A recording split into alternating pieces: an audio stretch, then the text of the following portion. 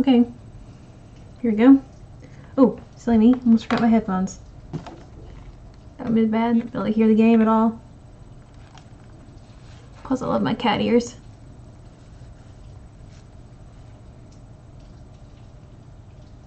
That's good. Okay. Okay, so now I'm just posting the link to the stream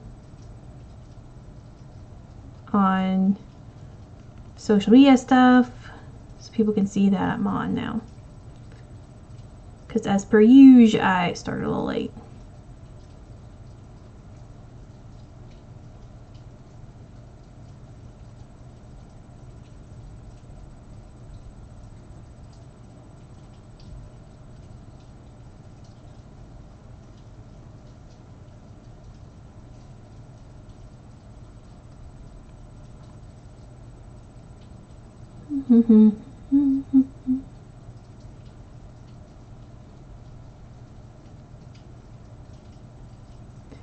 So as you can see, my my desktop picture is just one of my old miniature shots.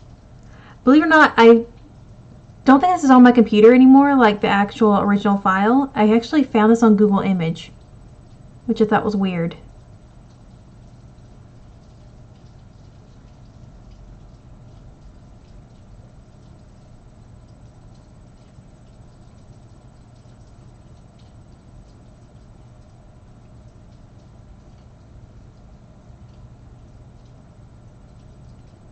Alright, everything's posted, so let's get the game started. What's this? That's caption list, okay. Now I've already tested it all out to make sure it actually starts and everything. So it will say that, like, I think it will say that I've already opened it or something, but I haven't actually played any. We'll go, there we go. Yeah, it says I played 1 minute. Yeah, it's just because I started it up. Just to make sure it ran all right. Because a lot of times, like, when you first start a game on Steam, it has to, like, install and do all sorts of stuff, and I want to have to do that on stream, so.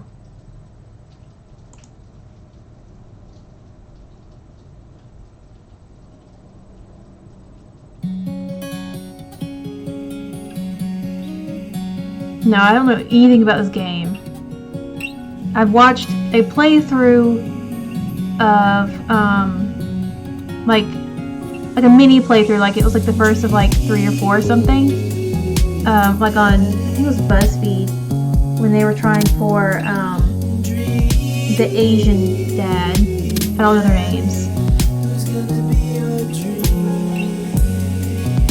And then another one where it was like the musician one, the guy with the purple background. I think it's him. Not really sure. I don't recognize this one at all. Yeah. I've watched like a little bit of playthrough of like the middle of one of their games or something. I don't know. So I don't know like all the ins and outs of this game. I haven't decided which one I want to go for though. I'm leaning towards the vampire looking one just because of, I don't know, that's just my go-to, the vampire and everything. So I'm going to keep looking over at the chat, make sure, you know, I'm not missing anything. But I was really bad at it last time, so. Dad tip number 21, eat a lot of broccoli. Ew.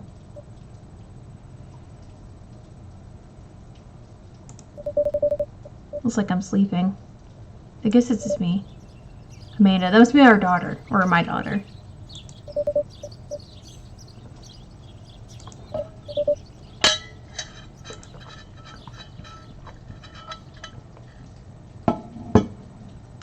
Let's see.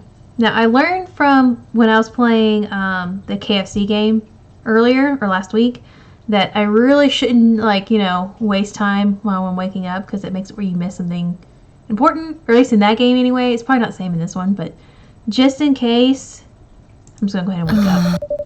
Because I want the game to hurry up and start, because I'm excited. Okay, So I finally opened my eyes and sit up. I'm laying in the middle of the living room, spooning a moving box. I yawn and stretch. Okay, so we must be just moving in. Alright, I love her jacket. First off, that is super cool. I like the little buttons on it. I really like the panda. Super cute. I love pandas. They're my favorite animal.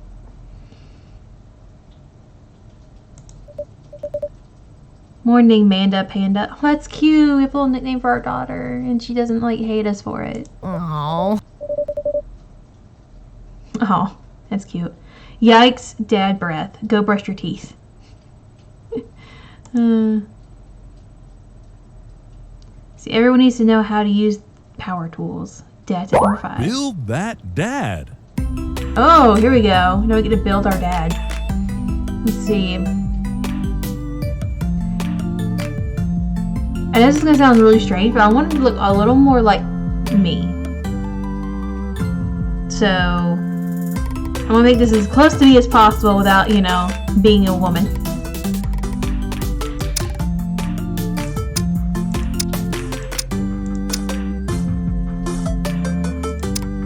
Yeah, there we go. It's good. Okay, when I say me, I mean idealized me, really. Because I don't have abs. You know what? Just forget it. We're gonna making our dream one then, or my dream one.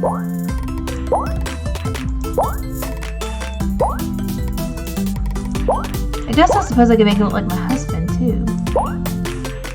I don't know. The same basic like things that would go to make it look like me would also be like would fit my husband, except for him being really tall. Because like we both have dark brown hair. You know, we're both pretty pale. Things like that.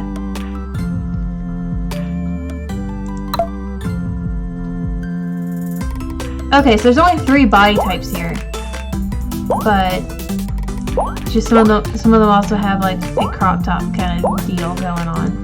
Just gonna pick this one. Here. Okay, here's the part I'm looking forward to. I think this is the most fun part, because.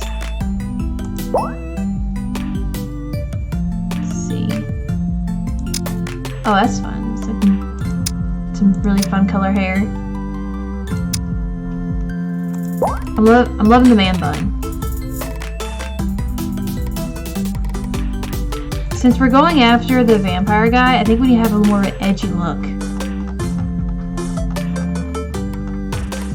So I'm kind of leaning towards having like darker hair. I think it's gray. It's like kind of purplish color, but I think it's gray.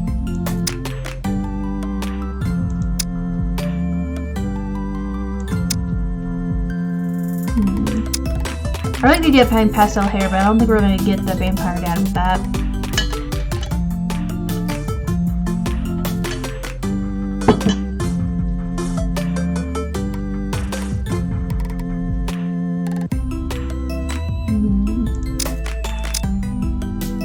See, I think this is like my actual hair color.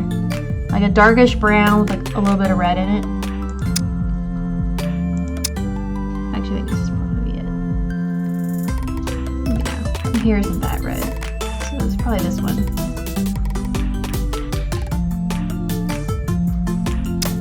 That looks like no one fills in the color.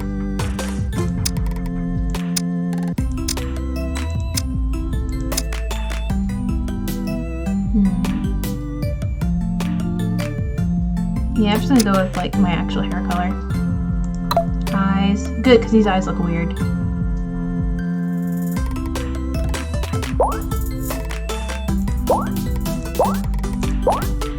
Anime girl eyes, I like this one. There's not a whole lot of selection here.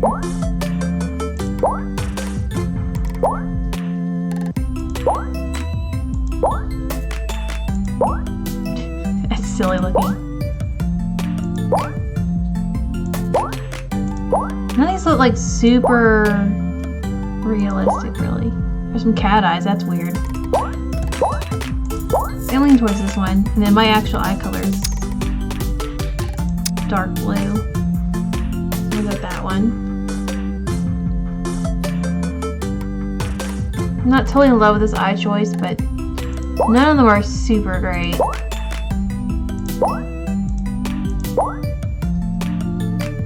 This one looks the most normal, I think.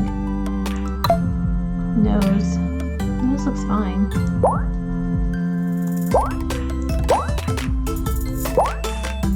I was thinking, what if they have us choose our name? What name should I choose? 'Cause Meg is not exactly a super manly name.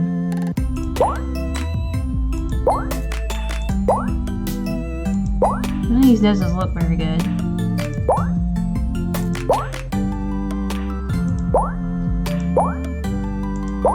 That looks really silly. I think it's supposed to go with the anime eyes or something. It looks weird. To mouth? Oh. Yeah. It looks so unhappy. See, this is gonna be like the hard part for me, because whenever I make like male Sims in The Sims, the mouth never looks right. I don't know why. I can get it look okay on the women, but for some reason the men they never look right. I wish I had some of these that were smiling a little bit. Like none of these are smiling. That's just silly. Alright, this is smiling. This is the only one that's smiling.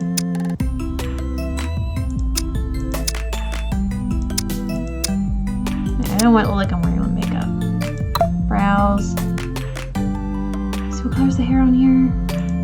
Okay, there we go. I have really big eyebrows, so it's probably one of these bigger ones. See, now I just look really evil or something. I don't know.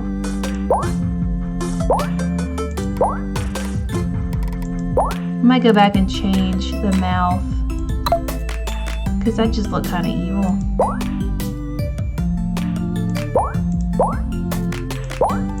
None of these scream, "Hey, look at me, I'm totes approachable."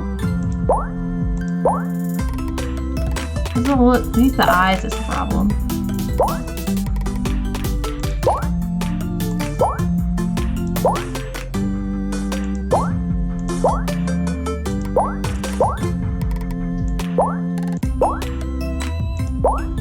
Alright, this looks okay. I don't look totally nuts, just mostly nuts. See facial hair. Wish I had something else like in between this and like that. You know, like a little bit of stubble.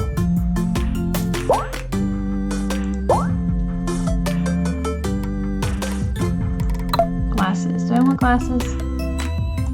These actually look like my actual glasses. The ones I actually wear.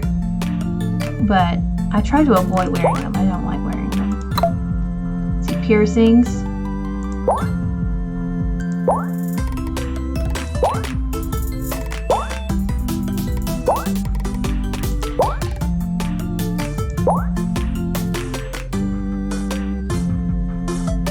There you go. Clothing. Here we go. The good part.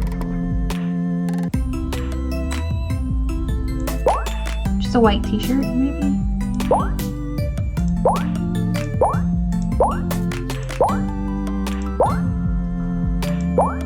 Honestly, in my day-to-day life, I pretty much just wear a white t-shirt and jeans, or a white t-shirt and pants. Like, I own like 30-something pairs. No, let me think. I was doing like the KonMari thing once to like clean out all my clothes and everything, and I found out that I owned like 20 or 30-something pairs. Like, I keep saying pairs. It's not what I'm not saying that. I own like 30 or so white t-shirts. Just basic white t-shirts. Some had pockets, some didn't, you know? Not very much variable. It was weird. I'm just not, like, in love with this. I feel like I'm obsessing over this too much, but, you know, that's what I do. I obsess. Oh, I kind of like that hair.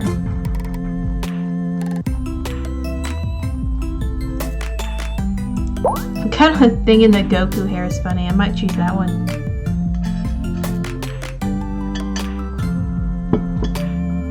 It might be a bit too much, though. I'm thinking like, sort of like how when I was playing through the KFC game earlier, And of course, if y'all want to see that, it's on my channel. You can just click on that to watch it after this. But I kind of like wanted to play it as if it was me. And so I'm thinking I'm probably going to try and make him look as much like me as I can. Well, minus the abs, of course, because let's be honest, I'm not this in shape at all. Like, at all. See, I have really curly hair. That just looks really weird. But my hair is curly, so I think that works. Let's choose the head a little bit. There we go, that looks a little more normal. That was a shadow. Oh, there we go! Okay, earlier when I was talking about how I wish there was like a 5 o'clock shadow option, there is here. It's just here on the head, which is weird. I don't like how it doesn't go all the way up. Like, it looks strange just on his chin. It looks like he's dirty face or something. But I'm thinking, like, if I am playing this like it's me, if I were a dude, I wouldn't shave every day. That seems like a pain in the butt. This seems like a huge pain in the butt, actually. So I think I would have facial hair. Let's see the clothes again. That is a little silly. That can't be someone's day-to-day outfit. Yeah, I'm just gonna stick with the... Oh, that's underwear. Okay, cool. I'm just gonna pick up the white t-shirt, because like I was saying, that's pretty much my normal outfit day-to-day. Alright. Just the eyes are still throwing me off. Like, they look ridiculous.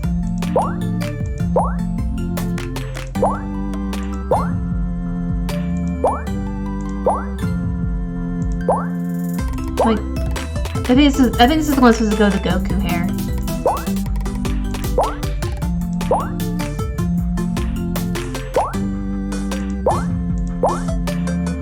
None of these like scream, hey look, normal eyes.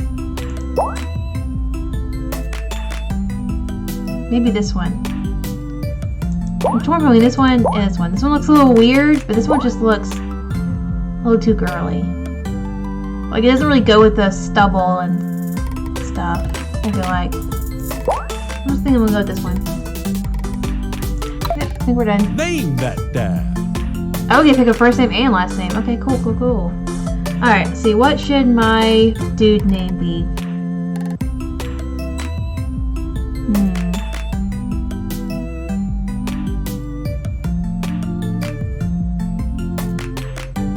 Once again, another thing I'm not good at with Sims is naming them. I pretty much name them all the same thing.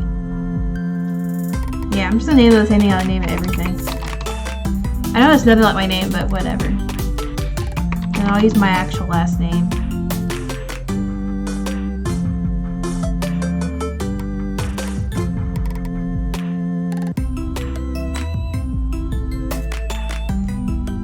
Yeah, that's good.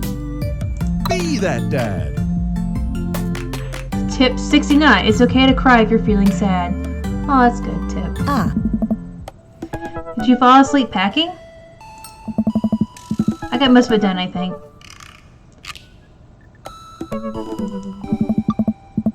Searching around the room, it looks like I did a pretty good job. Every box is sealed except for one.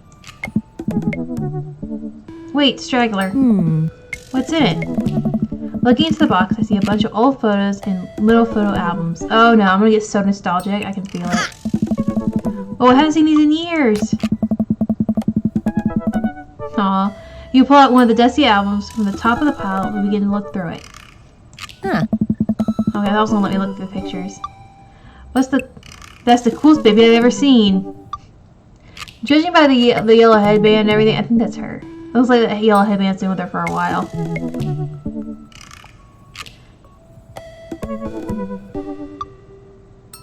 Okay, so the only way your father and I, and the only way your mother and I. I'm gonna go with mother and I, because it just explains how I'm a single gay dad. The only way your mother and I could get you to stop crying was to put the sunglasses on you. Oh, that's cute! But whenever we try to take them off, you start crying again. See, when I was a baby, my parents told me they had to sing Old MacDonald over and over. That was the only way to get me to stop crying. You spent the first 2 years of your life with sunglasses on. That's so cute. Nice. Halloween, you were maybe 4? Oh, that's so cute. It's a little dinosaur with a tutu. That's too cute. Okay, dragon. Sorry. You couldn't decide between being a princess or a dragon, so you went with both. Princess dragon. That reminds me when I was little, I wanted to, I had one Halloween costume that I just reused every year. So we didn't have to buy new costumes, I guess. And it was a little, a wedding gown, little thing, for little kids, of course. And so, one year I wanted to be a princess instead of a bride, and my parents just bought, a little plastic tiara. It's there, now you're a princess bride. I'm like, okay, cool. I wore that princess gown thing every year for Halloween until I was way too short for me.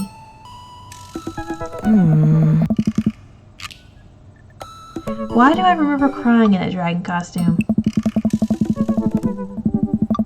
Oh, you saw yourself in the mirror and realized you were afraid of dragons. Seeing yourself inside the dragon's mouth was a realization of your greatest fear, I think. Right, yep, definitely repress that memory. Oh, this is cute too! And this was your first horse phase. Oh, this was you in your horse phase. Oh. Dad. I believe you named that plush horse Sir Horsington the Brave. Oh, that's a cute name. I don't think that was his Havana lunges from the photo, but I quickly snatched it away and held it above her head with my superior dad arms. Nice try, but this is an important blackmail for later down the road. It's not that bad. It's super cute.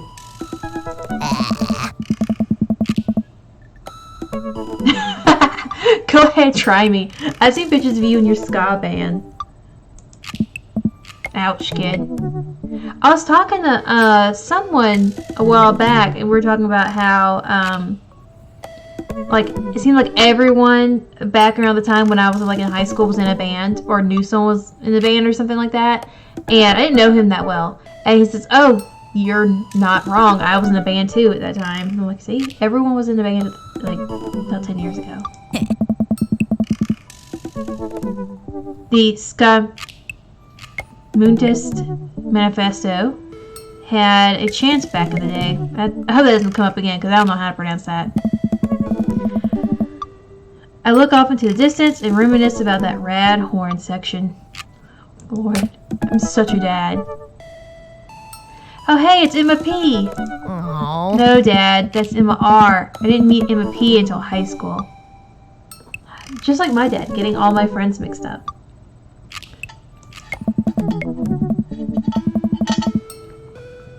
Honey, I promise you wholeheartedly that I will never stop mixing up those two up. Dad, Emma R has been my best friend since I was 7. Give it, a bit of an effort. Oh, right, Emma P was the one who tried to steal people's pets. Oh, wow. Fired a flaming tennis ball at the police station. Ooh. Pooped her pants during a sleepover. I don't know if I want my daughter's, being friends with someone who's going to steal someone's pets. That's intense, man. So I think I'm going to go with... I feel like this is not the right answer. I feel like this is going to upset some people, but at least the other two aren't my daughter's friend being a criminal. Ugh. Dad, that was me. I did that. Huh? And I was having a sleepover with Emma R, who isn't Emma P. Huh. She never told anyone, though, that True Blue that Emma R. Anyway, I gotta show this to Emma R later. She's gonna get a kick out of it. They are super cute in that picture. First photography award you ever won. Oh, that's neat. See, she also has the same age that I won my first one, too. Yeah, and I got a $20 gift card to McFriday's. I think mine I just wanted a ribbon. Yeah. And then you got food poisoning from the cheesy Toast de Blast. I think you mean food poisoning.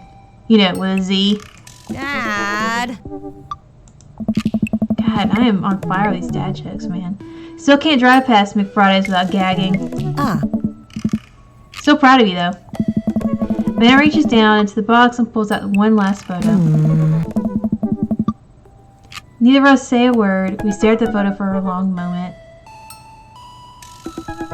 Oh, it looks like her mom wore that jacket. Oh, that's so sweet and sad. That one with a jacket looks too big on her. I finally decided to break the silence. That was the day you were born.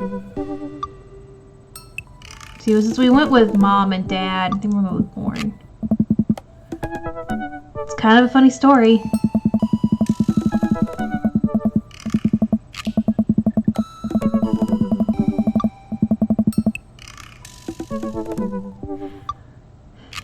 We got into a car accident right there in the hospital parking lot.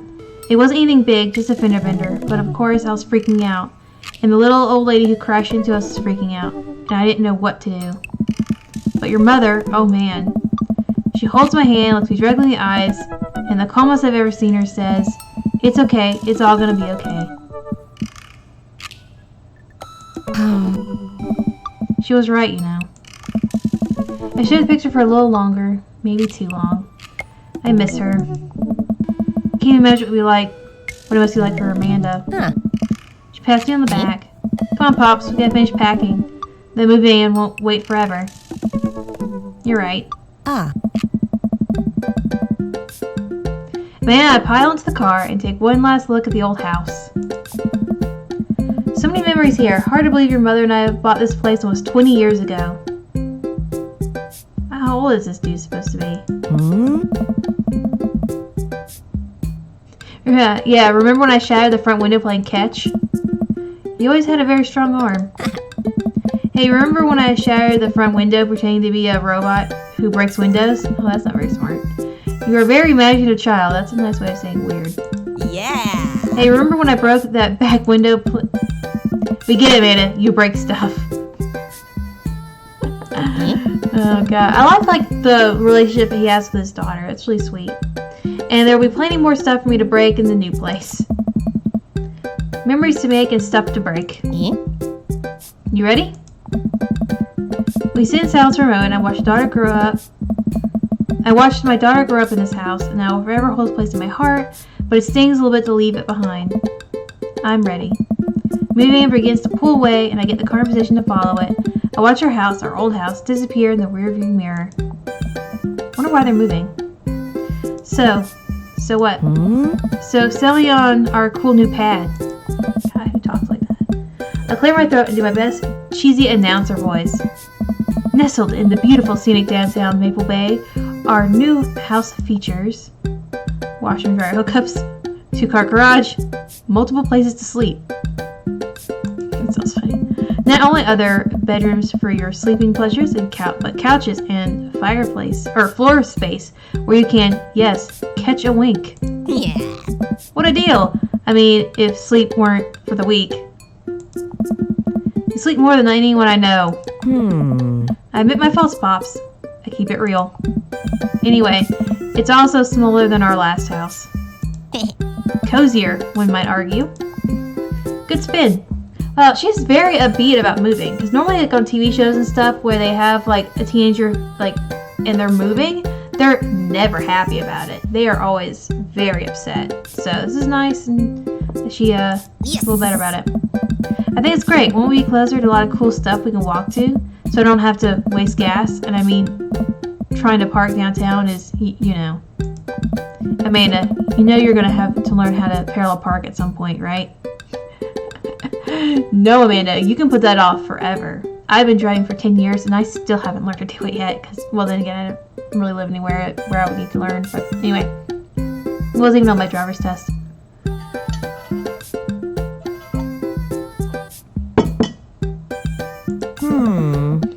Not gonna happen, Pops. I think someone needs to do a 3-point turn on their attitude. I don't know how to do that either. Okay, 3-point turns are pretty easy. Have you met the neighbors yet? Not yet, but the neighborhood seems pretty quiet.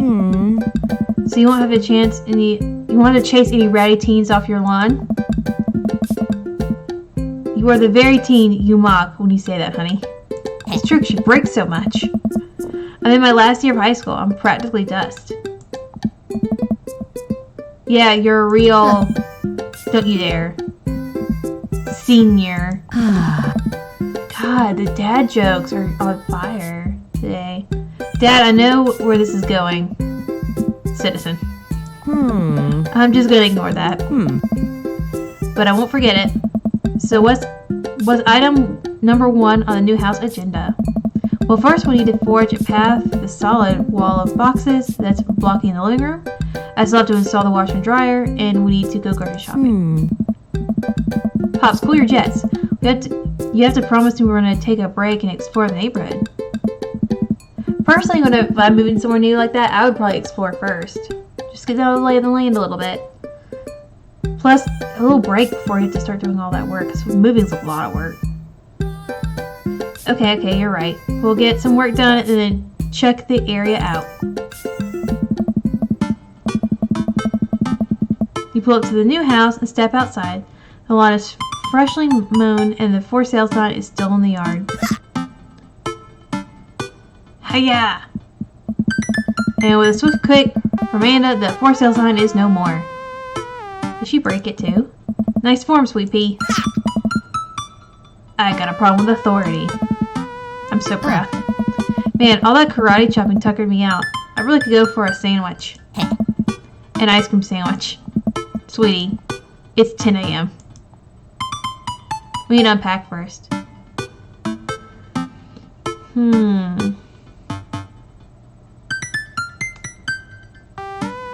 feel like if I chose coffee, it would, let them go meet someone. But I am playing as me, and I actually don't drink coffee. So I probably would, plus I would want to hurry and get as much unpacking done as possible. As much as I would also like to enjoy delicious and healthy ice cream sando right now, we got work to do, kiddo. We need to make it snappy because there are 5 sealed crates of DVDs box sets blocking off the bathroom and I need to pee real bad. Yeah. Well, don't let the entire cast of all 13 seasons of Shark Tank,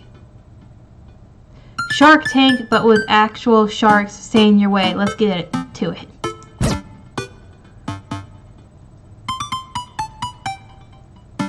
They really stepped up the production value in episode 5.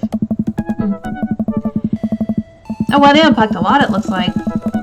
I get to work unpacking the various boxes in the living room. A couple of hours pass and I get some good work done. Washer and dryer unit is both washing and drying, and we can actually walk through the living room without tripping over boxes. That looks like lived in. We did a lot of work. First visitor already. I walk over to the door and open it. Hello. Oh, is it one of the dads? A handsome, clean-cut man stands at the door, brandishing a plate of cookies. Hello. Oh, his name is Joseph. Okay. Oh, where are my manners? My name is Joseph. I'm the next-door neighbor. Oh, yes. Hi, I'm Henry. That's what my name is. Wow, I'm awkward. So awkward. I saw the movie man and thought I'd bring over some cookies. My daughter, Christy, wanted me to let you know she baked them herself. Joseph leans in and whispers, between me and you, she just sprinkled in the chocolate chips. Aw. We both share a laugh. Kids, right? Right. Wow, cookies, huh? So nice to meet you. Joseph hands her the plate of cookies with a smile. Well, thanks for the cookies. Oh, Cracker Barrels. Amanda disappears with the cookies. Oh. Amanda, come, but... And she's gone. That's my daughter. Her name is Amanda. She's a charmer. Oh. Daughters are tough. Sons are also tough. Oh. Children in general are just tough. I hear that. I mean, there'd have to be something wrong with you to try to raise more than 2. I have 4 kids. That's a lot of kids. What have you done? Okay, I'm not going after this, dads. I'm not really caring about this too much. I know I can't decide between the really rough-looking guy and the vampire-looking guy. I also like the Asian one, but I've already seen the playthrough of that one, so I kind of want to go with that one.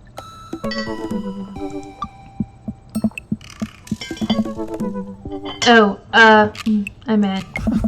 Oh, don't worry. You didn't mean to be rude. Oh no, this is the first neighbor I've met, and my social life is already in a tailspin. I wonder if it's too late to move again. I'm really not liking the eye choice I chose on this dude. Oh well. Yeah, okay. Yeah. Is the missus around? No, not anymore. She died. Oh wow, that's really just cutting to the chase there. Yeah. Oh. Yeah. So now it's his turn to be uncomfortable. I'm sorry for your loss. No, it's alright. Wow, this is uncomfortable. We stand there quietly for a moment. Well, you made it uncomfortable, dude. And by dude, I mean me. Acutely aware of how awkward we both made things. I'm sorry, can you close the door real quick? I look at Joseph quizzically, but comply. After a second, I hear a knock on the door, opening it. I see Joseph standing there with a huge smile. Oh, he's starting all over. That's adorable. Hey, I'm your new neighbor, Joseph. I promise not to talk about your dead spouse this time. I am throwing a barbecue for the cul-de-sac, and I'd love for you to come by and meet the rest of the neighbors in our community. What'd you say, pal? Oh. Okay, he's not that bad. That sounds great. My daughter, Amanda, and I would love to stop by. Also, 4 kids is a perfectly normal amount of kids to have. Okay, so my family has 4 kids. I'm the oldest out of all 4 of them, and I can tell you that's a lot of kids. We shake hands to seal the deal. Yeah. Well, neighbor, I'll see you at 3 p.m. sharp on Saturday. Sure thing, neighbor. Okay, we said we go by. We didn't say we're gonna be like there at the very beginning. Joseph starts walking away, but stops to think for a second and turns around. Yeah. Hey, in all seriousness, raising a kid on your own can't be easy. If you ever need to talk about stuff, I am the youth minister at the church down the street. Oh, I don't know. I wouldn't really consider myself a youth. Nice. Yeah, if you've been a homeowner for over 20 years, you are not a youth. You look pretty young to me, but suit yourself. And with that, Joseph's gone. He seemed nice. Amanda walks back in the living room, crumbs on her face, and cookies in hand. What was the smoothest recovery I've ever seen? Should be taking notes. Yeah. See, you're already fitting in great.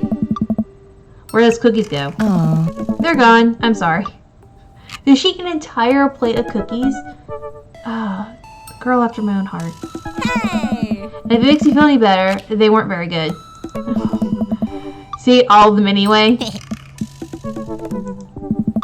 I guess that makes it break time. Any ideas? Let's see, let's get some fresh air, get some coffee. Joseph probably wants his plate back. We can give him the plate back during the barbecue Saturday, because it gives us time to wash it some, so that's good. I feel like I don't really drink coffee or whatever, but I think going out for like a snack would be a good idea. I feel like a little sluggish. Coffee seems like the more responsible option than taking a nap. That is true. I'm so proud of him. Tip 66 is okay if you don't come in. Oh, come in first. Okay. Walk down the street to the coffee shop. To the Coffee Spoon, a cute little place on the corner. Hey. And this is just convenient walking distance from our place. Okay, so the picture of the house, like it was like in the middle of like a neighborhood suburb area, and there's never anything near walking distance of things like that. That's why I live in like a city. It's okay. I mean, I guess. What's wrong? Why would I go somewhere else and drink coffee on a couch when I can just drink better coffee at home on my own couch and not have to make awkward eye contact with other people? That is a very good point, Henry. That is a very good point. You also got to mention the fact that you don't have to wear pants in your own place. At least when I'm home, some random guy isn't going to come up and sit on the recliner next to me, and I won't feel like a little weird about it because technically he's not sitting at my table, but he's very much within my personal zone. God, I feel that. Dad. And what's the etiquette when you have a dirty mug? Is there a bin? Do you go up and set it up to the counter because you don't nowhere else to put it. That's a good point. I've been in several places where I'm just like, I just freeze because I'm like, what do I do with these dirty dishes? I have no idea what to do. And I just end up sitting there and just waiting for someone else to be done with theirs to see what they do. Lord. I didn't put anything in the making of this man to make it as awkward as me. That just happened. Or do you leave it there and fill your face flush hot with shame as you consider the possibility that there's in fact had been somewhere else out of sight and now you're the jerk who left their mug? Aww. Dad, are you just afraid to meet new people? Yes, Amanda. We walk inside. Hey.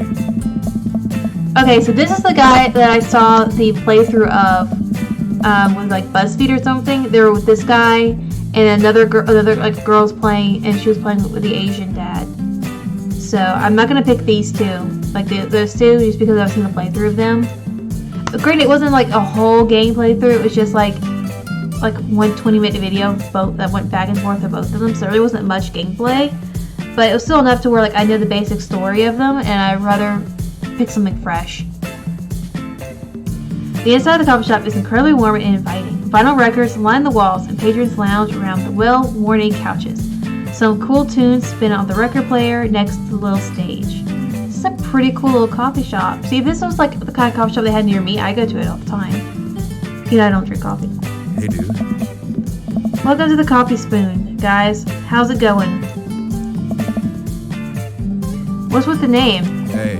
Oh, it's kind of dumb. Hey. It gets mentioned in the poem of my life, so I thought it was a good item at the time, or a good idea at the time, and I suppose now it's still a good idea because like the business is still running. But people ask me that question all the time, and I give them the same answer every time, and now I'm standing here rambling, and I'm sure we're all getting more and more uncomfortable the more I keep talking, but man, we're in it now, I can't stop. I mean, I do like him. Hey. Maybe he's the dad for me. So what'll be? I scan the chalkboard menu and I am immediately overwhelmed. See, that's why I always order hot chocolate when I go to coffee shops, because there's no like pump espresso, macchiato, whatever. It's chocolate that is hot, that is liquid, in a cup.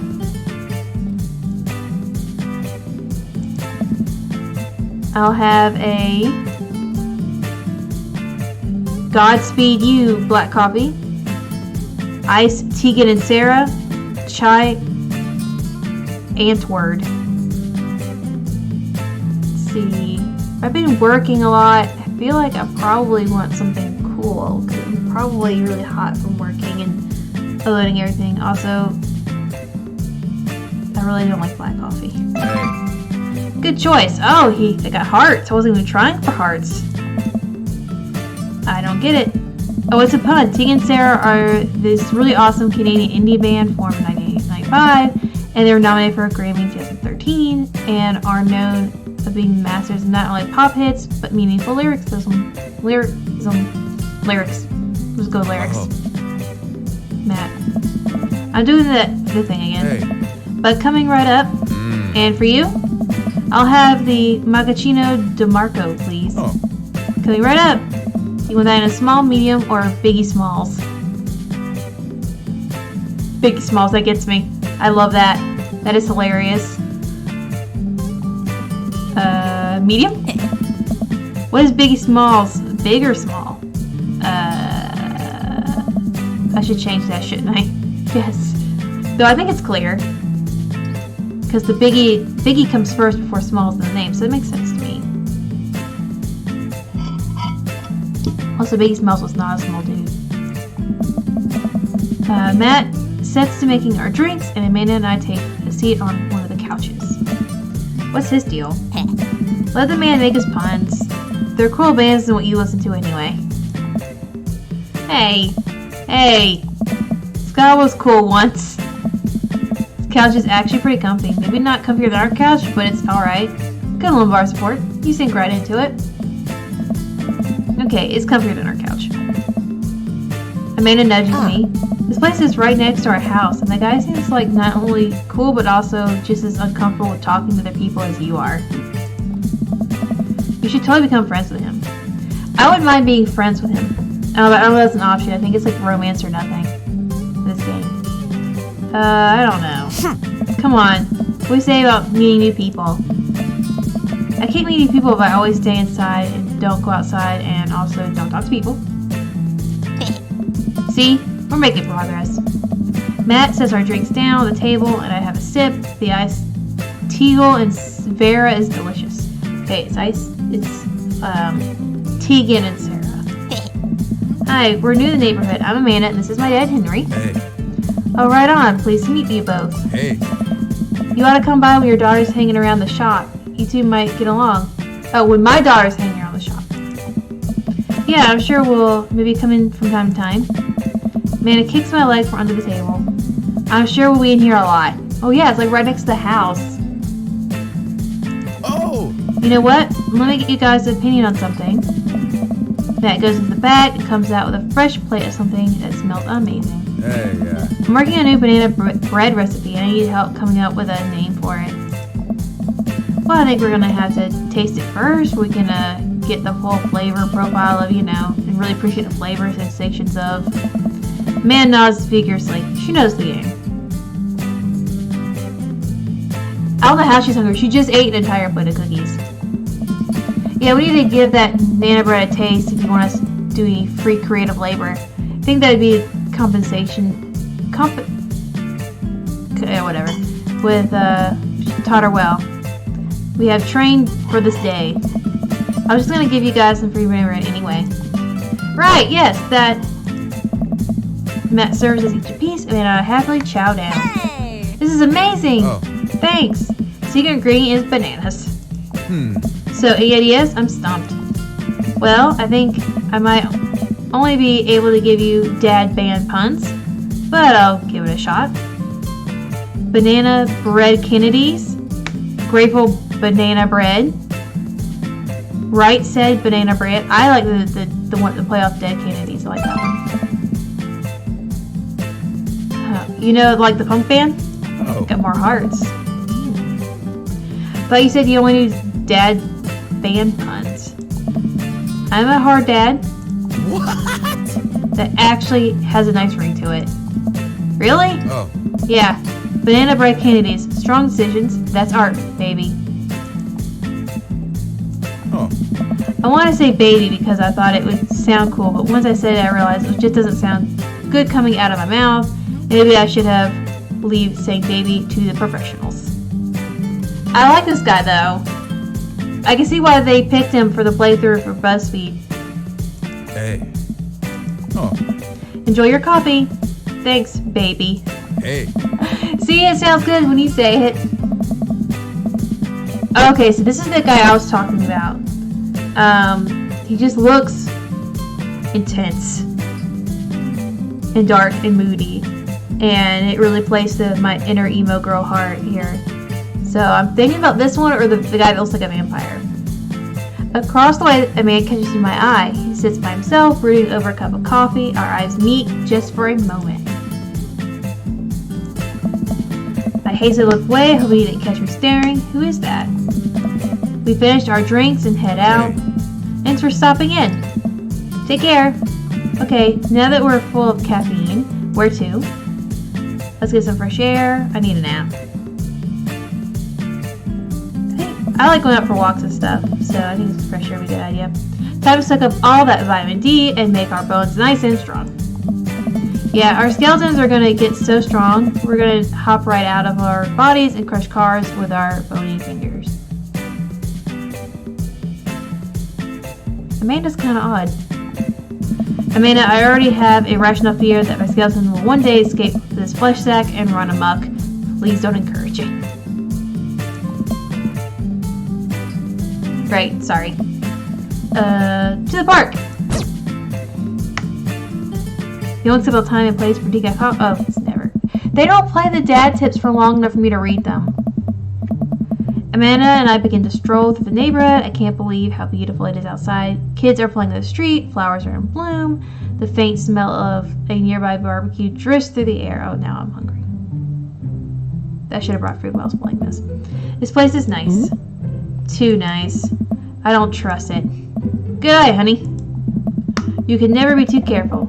See that baby in the stroller over there? Government operative. We're on to you, baby. We walk for a while and eventually end up at a small park. Toddlers chase each other through the playground. Dogs of all shapes and sizes romp through the grass. It's pretty crowded, but Amanda spots a nice empty bench. We start to make our way over to it when... Heads up!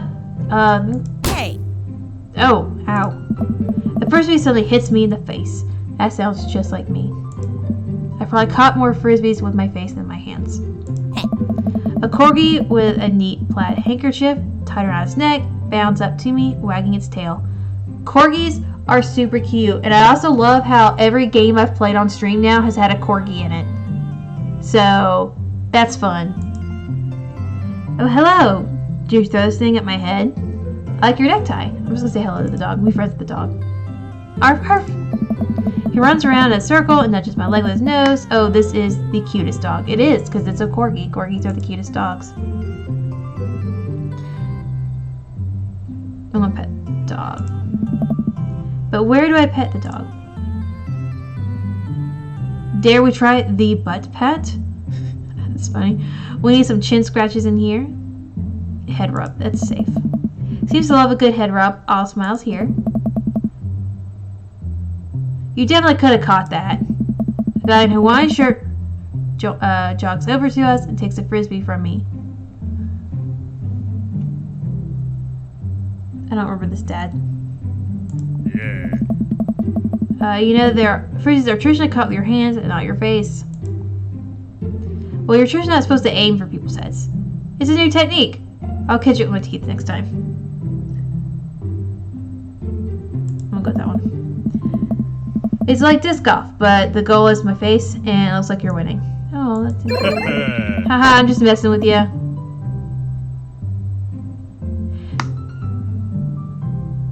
Did eggplant emojis just come out of him?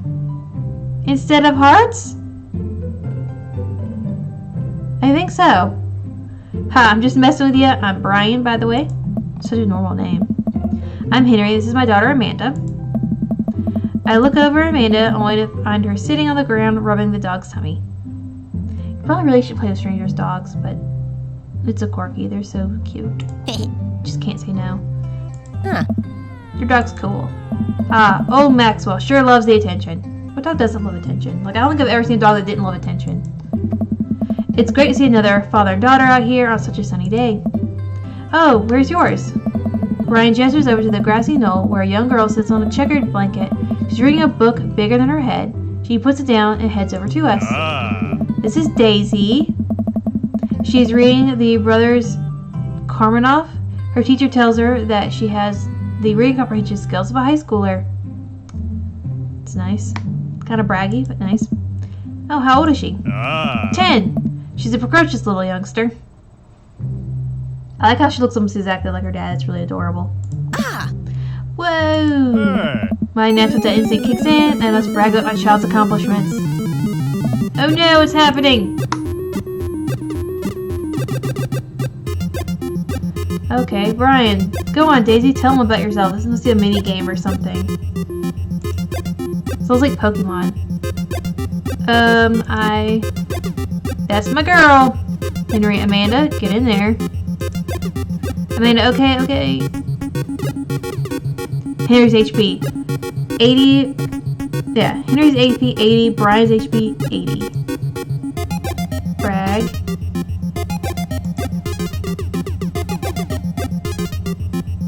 Oh, that wasn't recent. That's a lie. That picture, she looks so young in that picture. Henry, Amanda here just recently won a local photography award. That's nice. Brian, wow, congratulations. Brian loses 10 HP. Daisy actually just won a statewide poetry contest. Oh, dang it. You lose 15. Here's HP. Okay, we're losing. I don't know what this is supposed to mean. I'll move this one. Can't switch daughters. Amanda is your only daughter. Oh, okay, so the button does.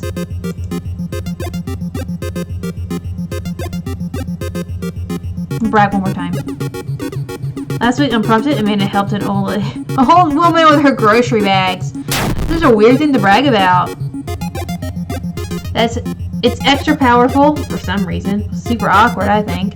Brian loses 20 HP. Daisy just started a weekly chess club at her elementary school computer lab. She's the president too, of course. Dang, my high school doesn't have a chess club or a computer lab. How can your school not have a computer lab? This is pretty standard now. You lose 10 HP. See? Ours still did more damage last time, so I think we might be in the lead now. Yeah, we're in the lead now. Brag one more time. Oh, all honor classes this semester. That's good. Oh, why did he only lose 10? I feel like that's a good one. Oh, really? I'm actually talking to Daisy's teacher about having her skip grade. See, that's never a good idea, I feel like, for the kid in the long run. Ooh, that's a hard one. Okay, now we're losing. I'm gonna see what item does. Why is a Band-Aid an item? Let's do a grade card. Okay, you pull a wrinkled copy of Amanda's last grade card out of your back pocket. This is getting weird. Do parents actually do this? Like, I don't know, because I'm not a parent myself, so I don't know. But if there's any parents watching this, please let me know. Do you actually do this? Is this a thing?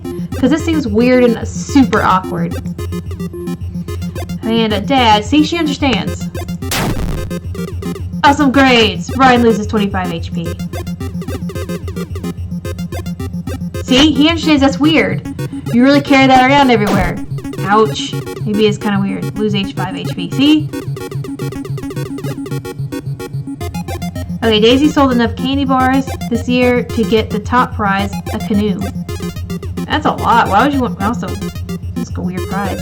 We're taking it out next weekend. That's nice. How is this even possible? Vanna could barely get one of those sticky hand things. It's extra power. Oh, good. Okay, where are we now? We're almost done. No more brag. A few months back, Amanda started a volunteer at the homeless shelter in our old neighborhood. Brian loses 10 HP. So he's down to 5. You don't say. She should talk to Daisy. She actually helped organize a food bank here in Maple Bay. Yeah, Amanda, I'm sure we could find something for you to do. It's extra powerful. Oh, we're gone. He's really got us beat. Brian, boy, it's been such a treat getting to meet you two. Did he have to add insult to injury by being such a gracious winner? Yeah, I don't like this dad. Too braggy. Then granted, so was I, but just to, keep up with him. So I take it you guys are new to the neighborhood? Yeah, we just moved in. Do you live around here? Yeah, we live in that cul-de-sac down next to the coffee shop. Oh crap, there are our neighbors too. Wait, we live there too. That's where we live too, yeah. Small world. Yeah, Daisy and I are in that little ranch-style house on the corner. I know that house. It's just like ours, but slightly bigger and better landscape. Does this guy have to outdo me at everything? Yeah, I don't like this guy. What a lovely place.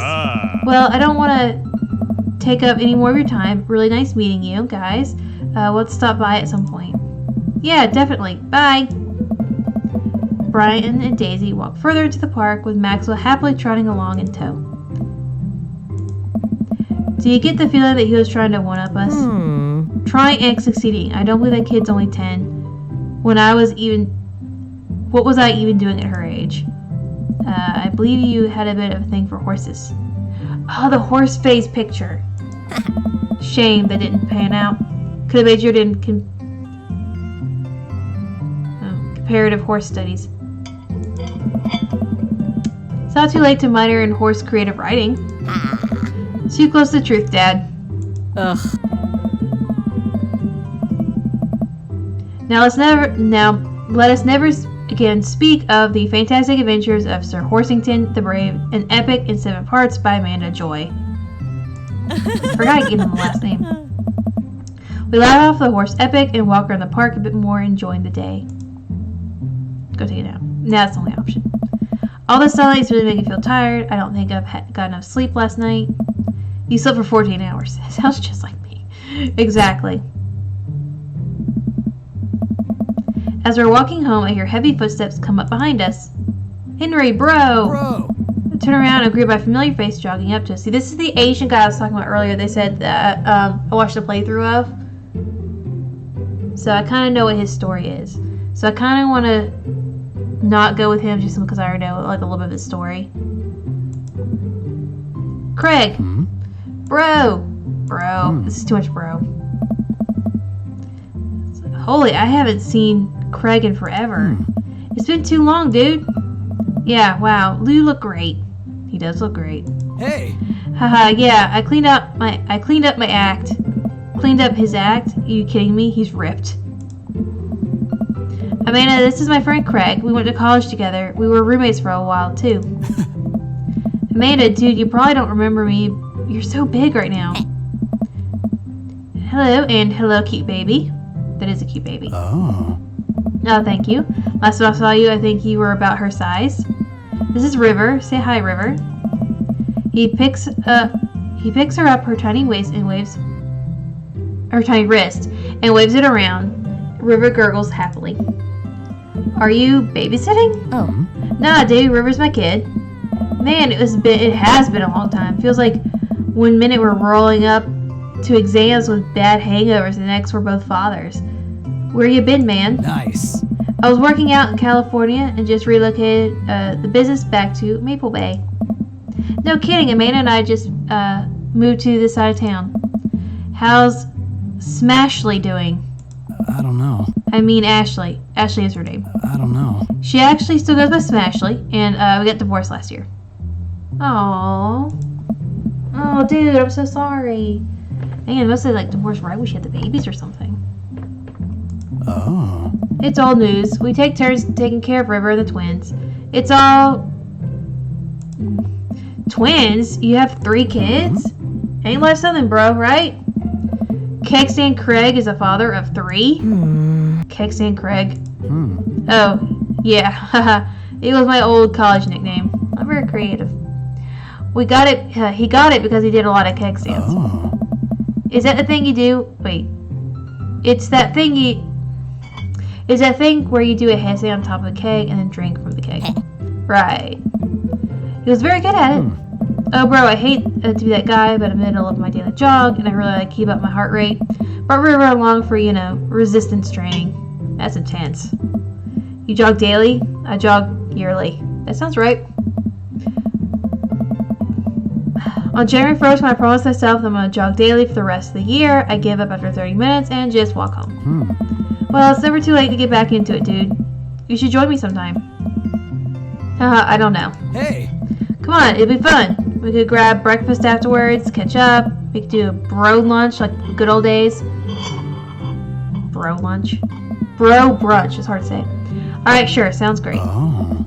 Great, let's get that going soon. Moving. Good to see you guys. Craig gives a little wave and puts his earbuds back in and jogs off. I feel like jogging with that baby is just gonna be hard. Like, I feel like it'd be jumping, like, not jumping, but like moving a lot. I feel like that'd be really difficult to balance. But whatevs. I can't believe Greg is ripped and has kids. I'm reeling. Why is that? The Craig I knew is not fit to be responsible for any living thing, including and especially himself. One time I watched him drink an entire jar of marinara sauce for dinner. Amanda, he opened up the new jar of marinara sauce and then drank it like it was a thing that normal people do. It was unholy, and I asked him what the hell he was doing. He said, quote, "It's basically a smoothie, bro." Okay, so in case y'all don't know, there's a show called The Umbrella Academy, and there's a bunch of stuff like on Tumblr with it, and one of the things I like to follow on there are people who have quotes from other things that fit the characters, kind of thing. Like, it's unofficial quotes of Umbrella Academy or something. And one of the ones I really like, my favorite character on that show is Klaus. And they have one of the really popular unofficial quotes is from this. I didn't know it was from this. It's where in the little quote things, Klaus is the one drinking the marinara sauce, and the one that's like, bro, what are you doing, is I think it's Luther. I think it's either Luther or number 5, I can't remember, who's like, dude, what are you doing? I know, it's one of my favorite ones. I have it actually saved on my Tumblr, I think. So I think it's really funny that's on here. I know that was from here. I mean, technically, he's not wrong. He jogs. He was jogging. He's like a totally different person. Anyway, we better get home. I'll have plenty of time to reflect on how old I feel later. They really don't leave this dad tips up long enough for me to read them. Amanda and I flop down on the couch. Amanda has to shove some empty boxes out of the way before she can sit. So now we're going to be putting my stuff right back in these boxes in a few months. No, don't say that. Oh, Dad, it's going to be okay. I'll be fine. I know. It's just, you're my little girl. It's going to be weird not having you around. I'll come visit, and I'll text you every day. And I'll take lots of pictures. I mean, obviously, I'm a photography major. So was I in college. Same girl. So yeah, I have a degree in photography, and then I have a degree in history. I have 2 degrees. You promise? Of course. Are you going to be okay while you're lonesome? Oh, he's not going to be alone for long. Oh, come on. I'll be fine. I'll get a dog or something. Hey! A dog? Yes! Forget art school. I'll stick with the dog.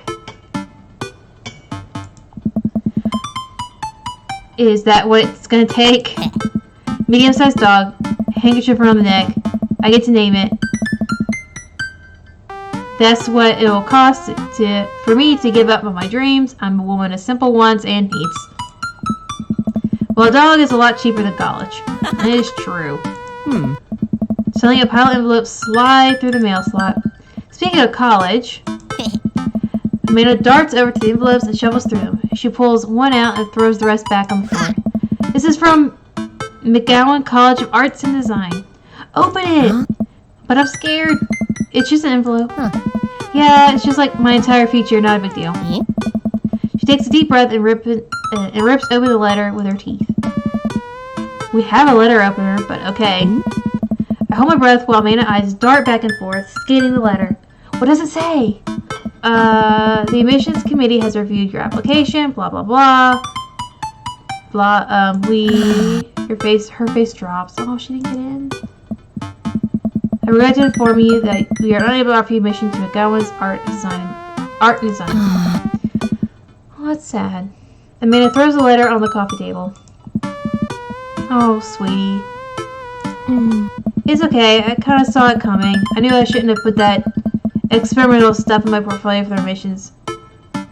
Their admissions official. I am not wording good today. Their admissions officer told me that they just wanted to see portraits or whatever. It's sad.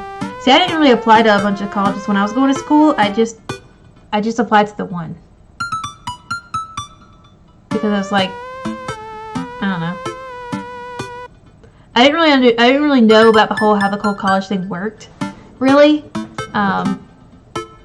Like, to an extent. Like, I didn't really understand the whole applying process, and you could be denied. I never really thought about that. And so I heard about my school, University of Montevallo, on like that website DeviantArt, and then because someone had posted like a restoration photo or something on it, and I was looking at photography stuff, and so I've never heard of it, even though it was actually really close to where I grew up. So I have no idea how I didn't know about it. But then like within a week I had applied to go there, because as soon as I heard about it, I found out how close it was, and then I booked a tour of the school to go look at it, and then I think I applied like either the day of the tour or like a few days afterwards. So then like a week of finding out about the school, I applied to go there.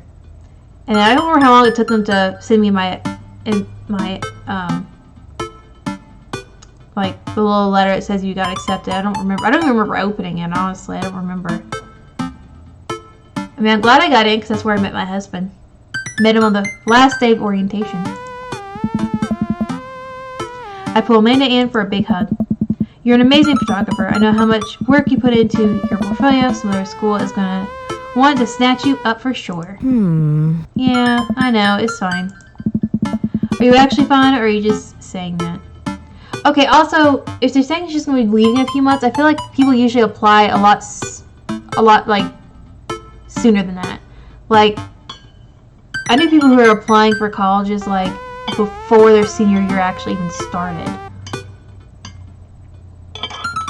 So, seems a bit last minute. I'm fine, really. Her face says the opposite, but I probably shouldn't push her on this. That's probably a good idea. Oh, before I forget, Emma R and Emma P are sleeping over tonight. Ugh. Personally, if I were her, I would just call them the Emmas. Just because Emma R and Emma P just sounds weird. Like, I don't know. That's just my opinion. You need me out of the way because I'm painfully uncool? I would choose more delicate phrasing, but yes. Well, I'll have you know that I conveniently already have plans for tonight, so you'll have the new place to yourself. Yeah? What are your plans? Quick, think of plans.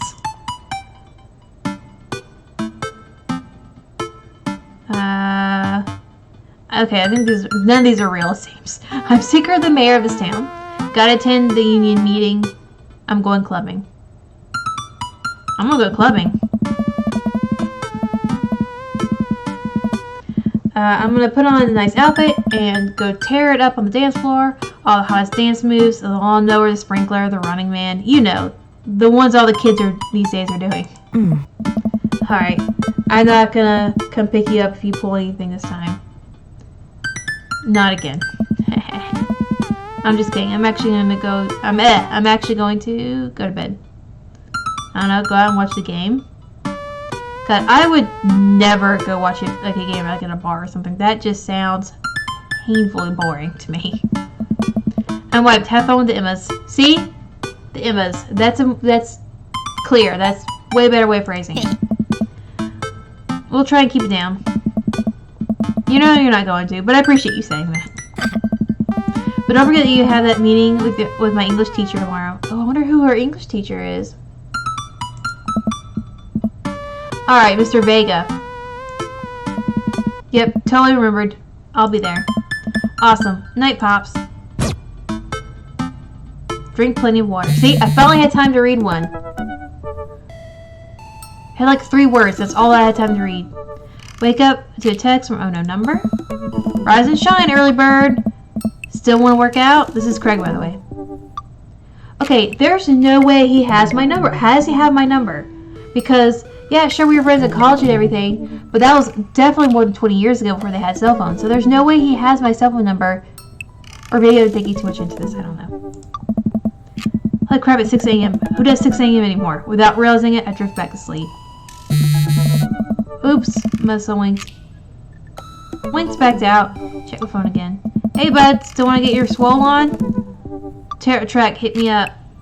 Okay, I don't want to go after this dad in particular at all because, like I said, I already know the story, and plus, I am the least sporty person you will ever meet, and so I had no interest in playing as a sporty person at this time. But he is an old friend, and I would really like to catch up because actually, like, it's a new part of town. I don't know anyone. I should get to know people I already know. I don't know. God, the last thing I want to do right now is work out, but it is correct. I do want to catch up. I feel like there should be at least an option to text back or something, and be like, say something like no or something like that, because like just going back to ignoring his text seems really rude. So I'm gonna go to the gym with him. Hey, my man, I need a few minutes to wake up. Let's meet in 20. After a few seconds, another text comes in. Sure thing. Meet me at the gym. I stretch and my bones creak. I gotta stop falling asleep on the couch. I throw off my blanket and wait. I don't remember falling asleep with the blanket. Amanda must have tucked me in after I fell asleep. That's so sweet.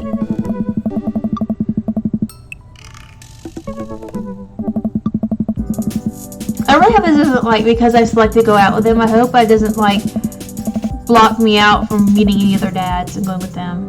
I hope not. If so, I'll just restart, I guess.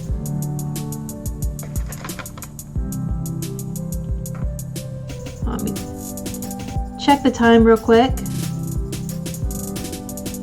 This game's a little slower moving than the KFC one, but oh well. I'm gonna set a timer on my phone to let me know when it's 11, because I am really bad at getting sidetracked. Oh, it's already set. Okay, cool. Alright, the neighborhood's quiet and serene this early in the morning. It is too early. Birds chirp and the grass is still wet with dew. Surprisingly, the gym is pretty crowded. Spot Craig standing out in front, stretching. Of course, he spots me and waves enthusiastically. Oh. Hey bro, good morning. Good to see you, man. And definitely not as pumped up as he is. Who can be? It's too early. The hair keeps getting in my face. Maybe I should have done some coffee before I left. Oh, you definitely should have had some coffee before you left. You ready to kick some butt?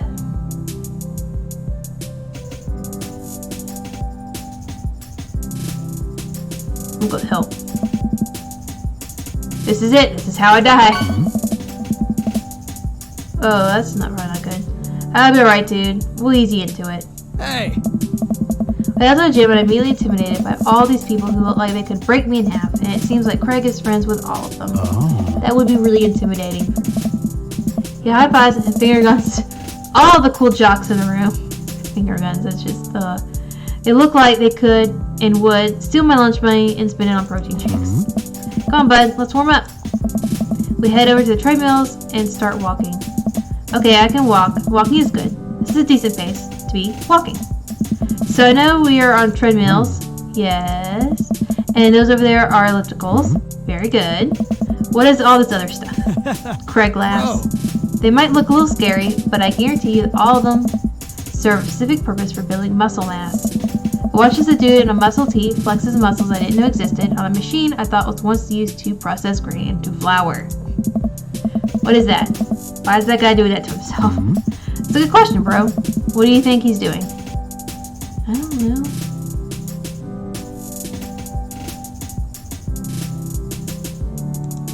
Yeah. There's a tiny man in there, right? He did something to that the court found unfavorable, and now the muscular dude is doling out justice in the form of pain. Oh. What? Oh, this is not going well. Oh no. It's turning up speed. I better do the same. Wow. How long have you been doing this buff thing? A couple years. And what do you do when you're not dadding or working or buffing? Oh. Well, I coach my twins softball team. I still counts as both dadding and buffing. Nice. I keep busy. What do you do for fun? I love learning. God, my words are bad today. I try to live my life as close to a June Bubba song as possible. I check out my hotbod. I'll go June Bubba song. Goes low with as few words as I can muster. The lost shaker of salt was a metaphor. Metaphor about what? About not being able to shake salt into something. We're jogging now. Oh god, we're jogging now. I don't think this is going very well, so I'm glad I'm deciding not to go after this dad here. I look over to Craig, who hasn't even broken a sweat. How's he doing this so effortlessly? I'm dying. Henry is so mean. I can find my life force draining through every orifice of my body. I sweat, dear. Hey, remember when that fish died in college? When my fish died in college? Yeah. Huff. No, I don't like this story. Oh my god, he's really bummed at speed again. I guess I better do it too. Man, Henry has a hard time with like being competitive. He did this also with Brian, with his like trying to go along with the one-upping him. Oh. And we were at that party, and you vowed to make me feel better. You tell me to create a distraction, and so of course, I do a sick keg stand and get everyone to cheering. And then I try to steal a fish from the fish tank at the party with my bare hands, like an idiot. Bro. And you drop the fish and it's flopping around and you panic, so you run up to me post-cake stand with a dying, dirty fish in your hands that you scooped out of the ground, and you're yelling at me that we have to leave. Hey! So we're running out of the frat party with the fish and trying to give it mouth to mouth resuscitation. And now we get him home, give him a bowl of water, but the prognosis, it was grim. And the next day, he's alive and well. That's a really resilient fish. Hey! We already catch the great fish thieves of Grand Ridge U, and they never huff well. I shoot off the end of the treadmill. Oh dear, crashing the wall. Oh gosh, that sounded that hurts, and it is super embarrassing. I don't know if that's more embarrassing or more painful. Like might be even amounts of both. Crook offers me a hand and looks over me for injuries. Yeah, that sounds reasonable. I'm fantastic. I managed to stand up and rub my back. It doesn't hurt now, but I'm sure it will later. Oh, man. You don't have to push yourself like that. Always know your limits. Well, I think I might call our gym adventure here. Hmm? You sure? Yeah. Oh. Alright, well, here, I brought you this. Craig hands me a shaker bottle full of thick green liquid. I'm sure I stare at it with what must be apparent distaste. Huh? Yeah, it sounds gross. It's a protein shake, bro. Well, duh. Well, thank you. He wants me to drink it. Oh boy, here it goes. I take a small sip. It's actually delicious. Oh, okay. Wow, this is really good. Bro. And good for you. It's my special recipe. I'm pretty proud of it. Nice. Let me know if you ever want to work out again. Maybe we could try running around the neighborhood if treadmills aren't your speed. No pun intended, bro. Good one. I'm gonna go put some ice on this everything. I'll see you around. Leave Jim feeling ashamed. Yeah, he used to order delivery for the pizza place across the street from our dorm, and now he can run circles around me. Literally. Man, I gotta work on this dad bod.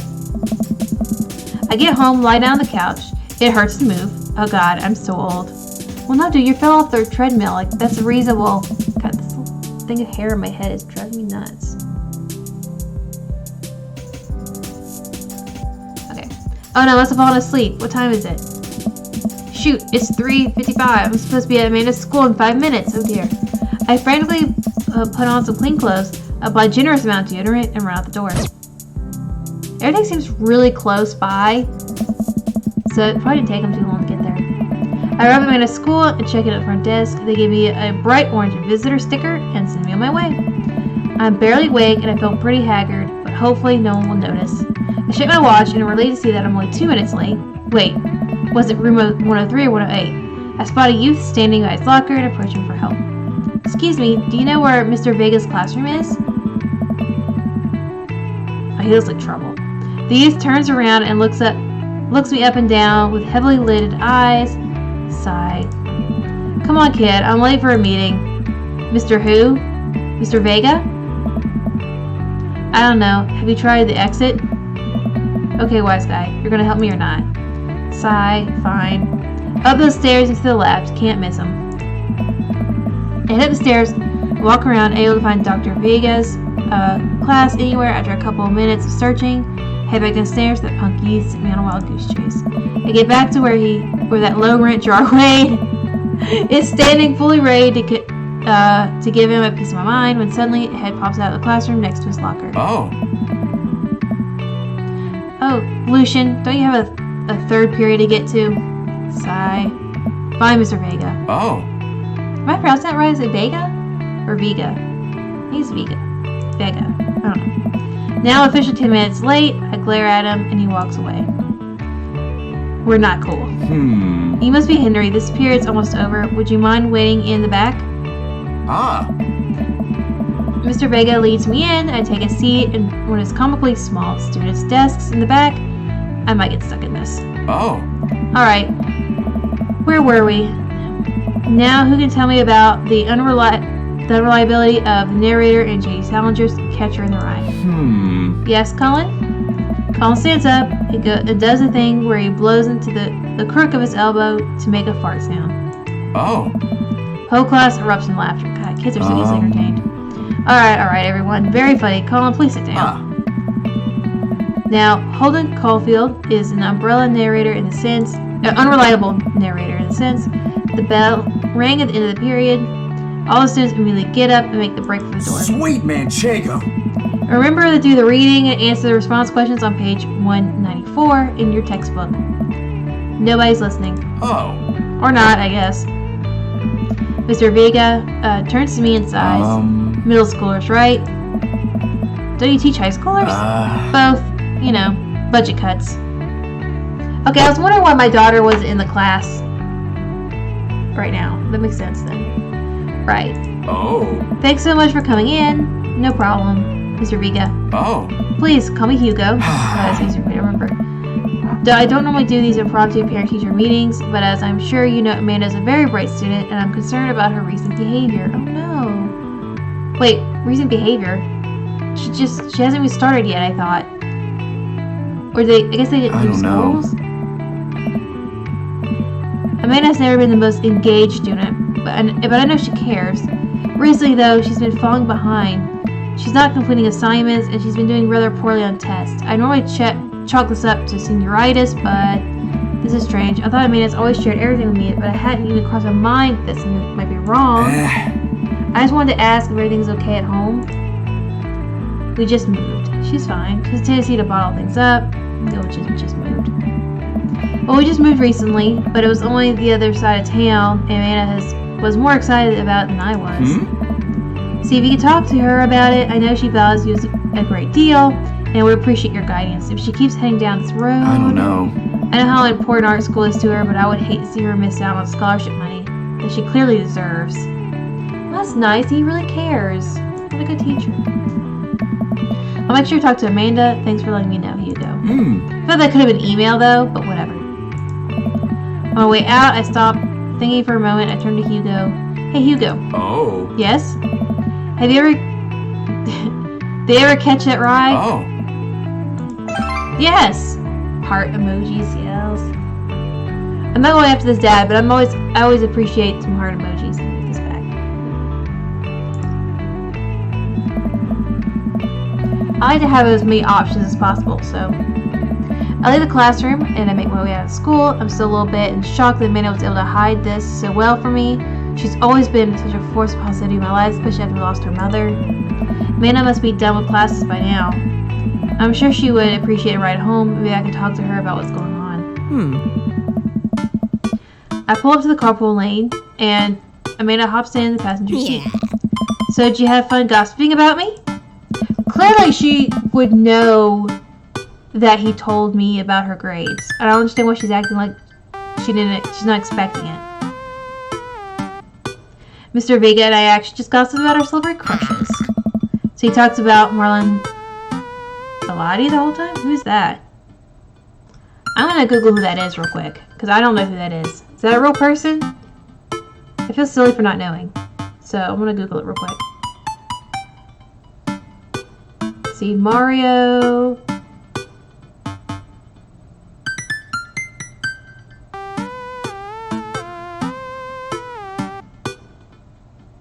Okay, so he is a America's chef, writer, restaurateur, and media personality.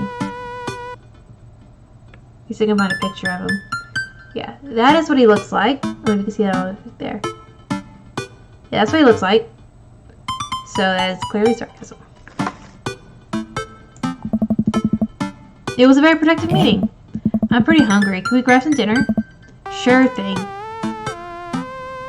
We can make something at home. I think if I'm going to be having a talk with her, I probably should go home. But I really want to meet some dads. Like, this is what this game's about. It's not about parenting. It's about meeting dads. Plus, they probably don't have everything unpacked where they can actually make anything. They still haven't gone grocery shopping, it seems.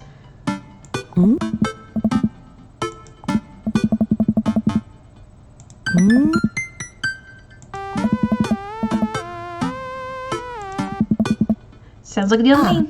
We drive in silence for a short while. Amanda plays a game on her phone. Should I say something?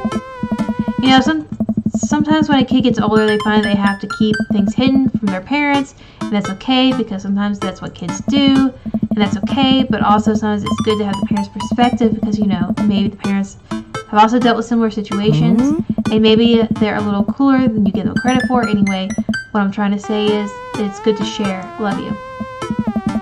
Have you been reading my tweets? You have Twitter? What? Never mind. Look, sweetie, Mr. Vega said that you hadn't been participating in class and that you're not turning things in. Oh, I'm fine, Pops. Senioritis and all that. I thought you liked Mr. Vega's class. It's fine. He's fine. You pull up to the stoplight. I don't think that's all. I eye Amanda. She's still texting. Just, I want you to know that you can talk to me about anything. Uh-huh. I can tell that whatever it is, she doesn't want me to knowing about it. That's frustrating. I heard Emma R is going to that fancy art school in California. That's exciting. Yep. Are you bummed that you guys aren't going to be going to the same school? Yeah. Amanda keeps texting. She stifles a laugh. What's so funny? It's, I don't think you get it. Okay. Who are you texting? Noah. No, who's Noah? My friend. Does he go to your school? Yes. Do you like Noah? God. Such a dad. What? No. Dad. I think she protests too much. I can't believe you would. Dad. I mean, geez. Oh, she is laying it on thick. I think she does like Noah. Gross. Sorry. Just asking. Dad, he's just my friend. Guys are supposed to be friends. Okay, I said this pretty much exact same speech to my parents when they thought I liked my best guy friend in college, who is now my husband. So, yeah. That's all I'm going to say on that.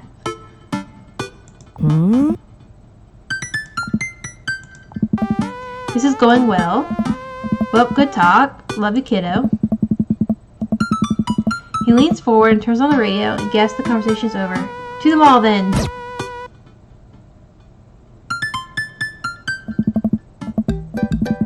We arrive at the mall, a big indoor shopping center with a couple different floors. It's kind of dead, but it doesn't stop a mall security guard from yelling at the group of loitering teens.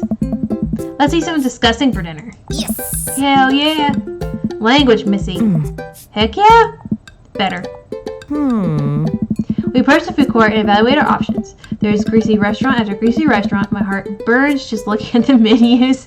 Nobody looks happy to be there. What are you in the mood for?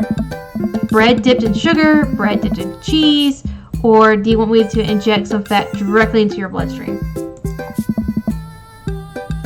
I extended my hand to her. Would you do me the honors of sharing some nachos? She takes my hand with a grip. It would make me the happiest, cheesiest girl alive. We order a giant plate of chips and unnaturally orange cheese from a very unenthusiastic and possibly stoned teenager. We take a seat at a rickety table and dig in. These are bad. These are very bad. But also strangely delicious. We have to eat through the pain. We enjoy the frozen cheese goodness together until we're all out of nachos. So, something's been bothering me for a while.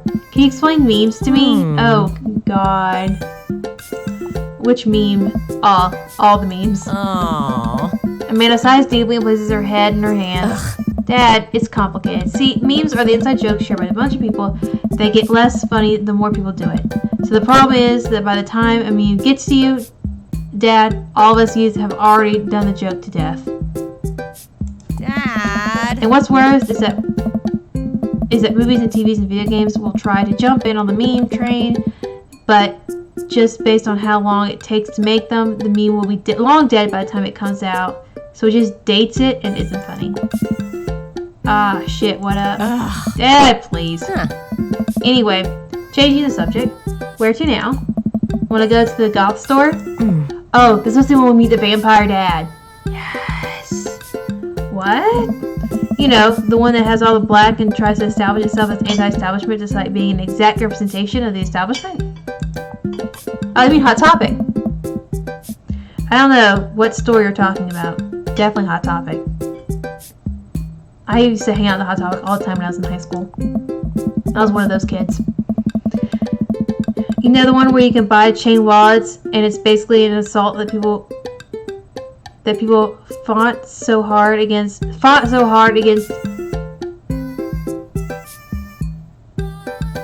Okay. This is a strange sentence. You know the one where you can buy chain wallets and it's basically an assault on what people fought so hard against in the punk and hardcore movements of the 70s and 80s. Dude, you gotta be more specific.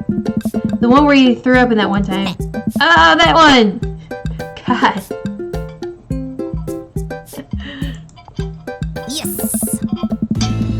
See, it looks exactly like a Hot Topic. See? Amanda runs to the store with me, trailing behind me. She gives a beeline for the back. That's where they keep all the Funko Pops and the Hot Topic, but yeah. Yes. There it is. You can still see the outline, kinda. I'm so proud. Speech, Amanda. Hey. Speech. Alright, I'll do it if you stop chanting. Amanda stops immediately. I clear my throat. Thank you all for joining us here today to commemorate the historic moment that would forever shape history. On a day very much like today, almost some 5 years ago, our very own Amanda and Joy had too much blueberry raspberry Slurpee on an outing to the mall. After begging her father to take her to Dead Gotham Beyond, that is the name of the store, it's so funny, to buy rainbow suspenders, she's free to throw up all of a display of My Chemical Romance merchandise. Her loving father then had to pay for said merchandise, which to this day remains among our possessions. Thank you. I love My Chemical Romance. That's like one of my favorite bands of all time. Amanda has moved and begins clapping. Slow burst, then faster and more vigorously. Several other patrons turn their heads. One of them also starts clapping. I bow my head. That sounds fun. Oh hey, chain wallets. You know, last time I was on topic, I actually didn't see any chain wallets in there. There's a lot of Justin Bieber stuff in the one I went to the last time. And it was like Justin Bieber, and then Rick and Morty, and then Funko Pops. Pretty much all that's in there. So also some band t-shirts, but not a lot. They're all like the basic ones you can buy like at Target. While Amanda busy herself looking at band t-shirts, I try and find something of interest to myself. Not much for a dad to look at in a Dead Gotham Beyond. I love the name. I like the mugs there, so I'm gonna go with mugs. I'm definitely stricken by existential fear. If there's only one number one dad, then why are there so many mugs that say that? I don't think they sell number one dad's mugs over there, but I don't know. This whole time I thought I was the only one. If I'm not number one, then where do I place on the global dad ranking charts? I have work to do. He has such a good relationship with his daughter. I feel like he'd be pretty high on the global dad ranking chart, or whatever you called it. Look, this is very important to me. Yes, vampire dad! Yes! Over here, a stifled argument over the cash register. An older gentleman is carrying a garment and showing it to a bored-looking cashier with pink hair. I can see that. I don't know what to tell you, dude. I just work here. Oh my.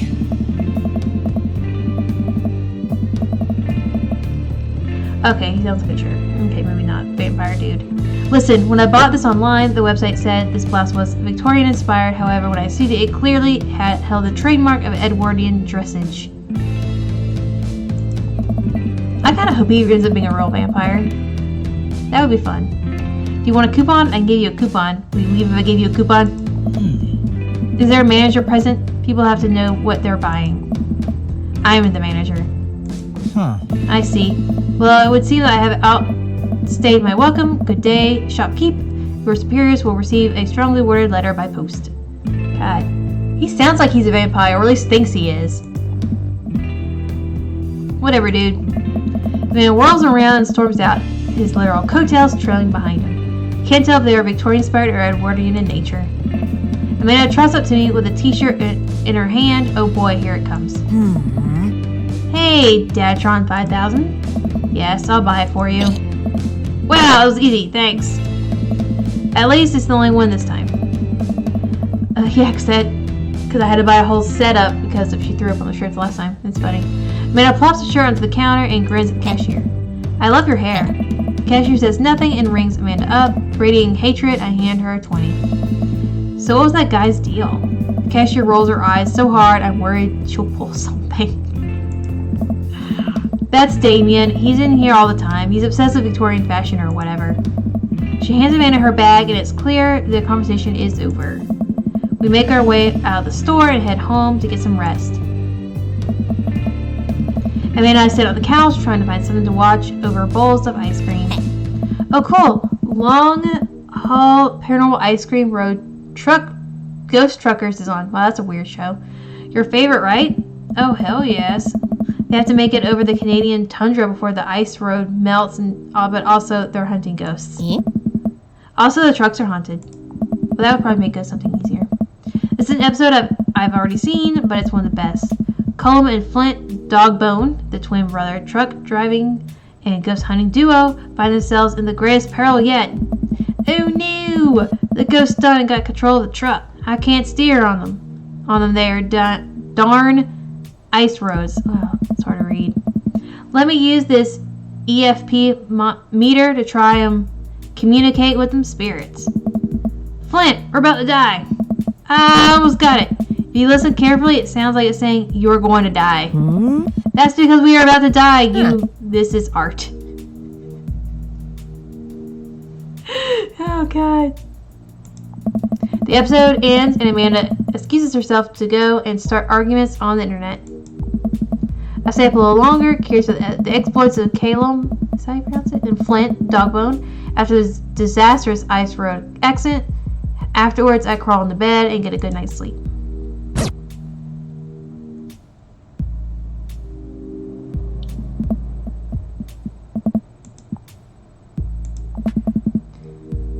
Morning, sleepyhead. 5 more minutes. You have never ever let me have 5 more minutes, so get up. Fine. We have cereal for breakfast and spend the morning putting together our furniture. Amanda is much better at interpreting the tiny manuals. We're able to put together a few shelves and one desk, and I'm pretty sure I was supposed to be a bookcase. So you're excited for the cookout today? Excited to beef up my grilling skills? If there's food, I'm excited. If there's food, I'm excited. I'm all over this terrible store-bought sugar cookies that everyone brings to parties. Yeah, those are bad. Those are good. I don't know what you're saying. Which means there are more for me. Don't you want to meet some of the people in the neighborhood? I'll probably end up standing uncomfortably in the corner with a plate of food and hope that nobody talks to me. Same, Henry. Same. Dad, you're a beautiful work in progress. We will get that butterfly to emerge from the cocoon. Social butterfly. Well, we better start getting ready. We definitely don't want to be late. Hey. What? No, we have to be fashionably late. We should set the cookout on time. You know what? We're going early just because you said that. I head out the door and Amanda reluctantly follows. We should not be going early, man. That is not a good idea. We walk across the street to Joseph's house with a store-bought veggie plate. I'm a terrible cook if it doesn't involve a grill.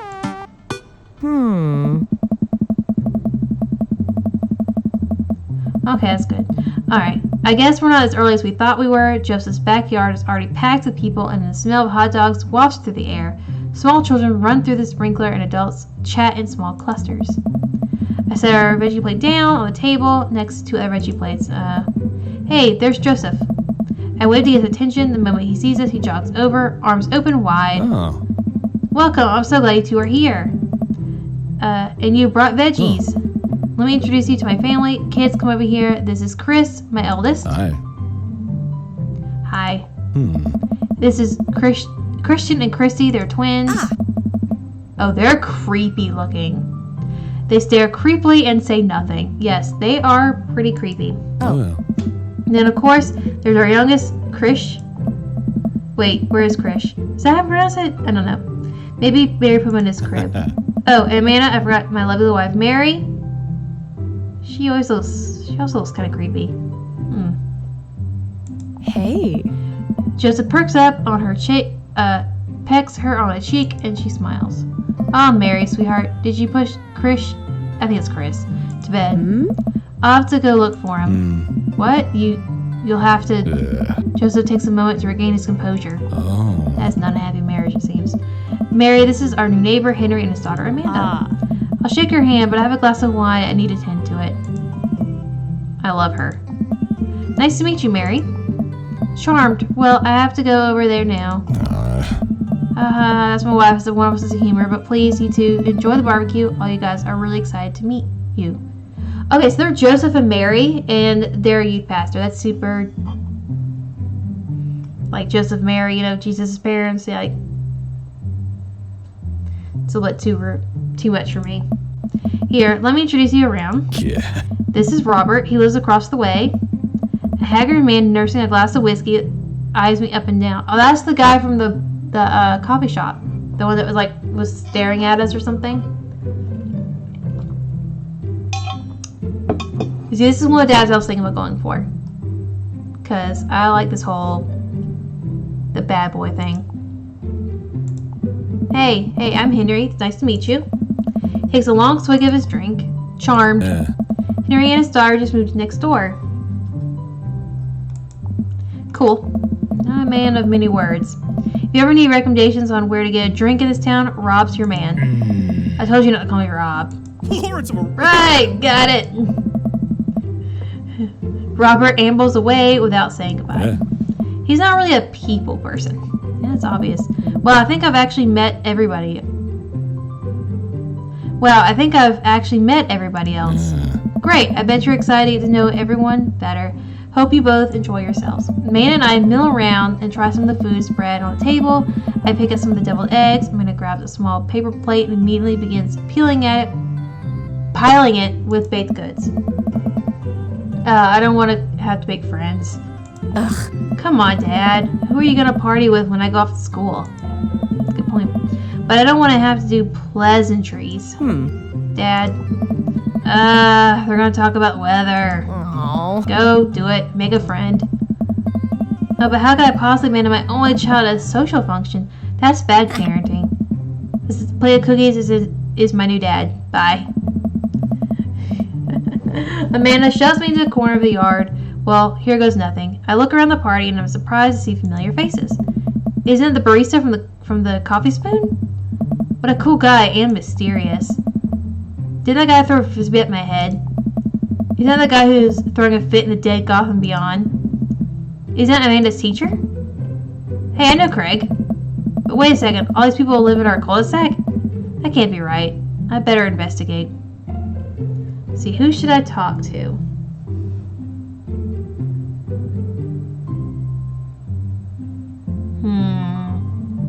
I wish, I could pick more than one, but, I could pick more than one here, but I wish I could, lump them together, like the ones I want, because I want to talk to Robert and Damien.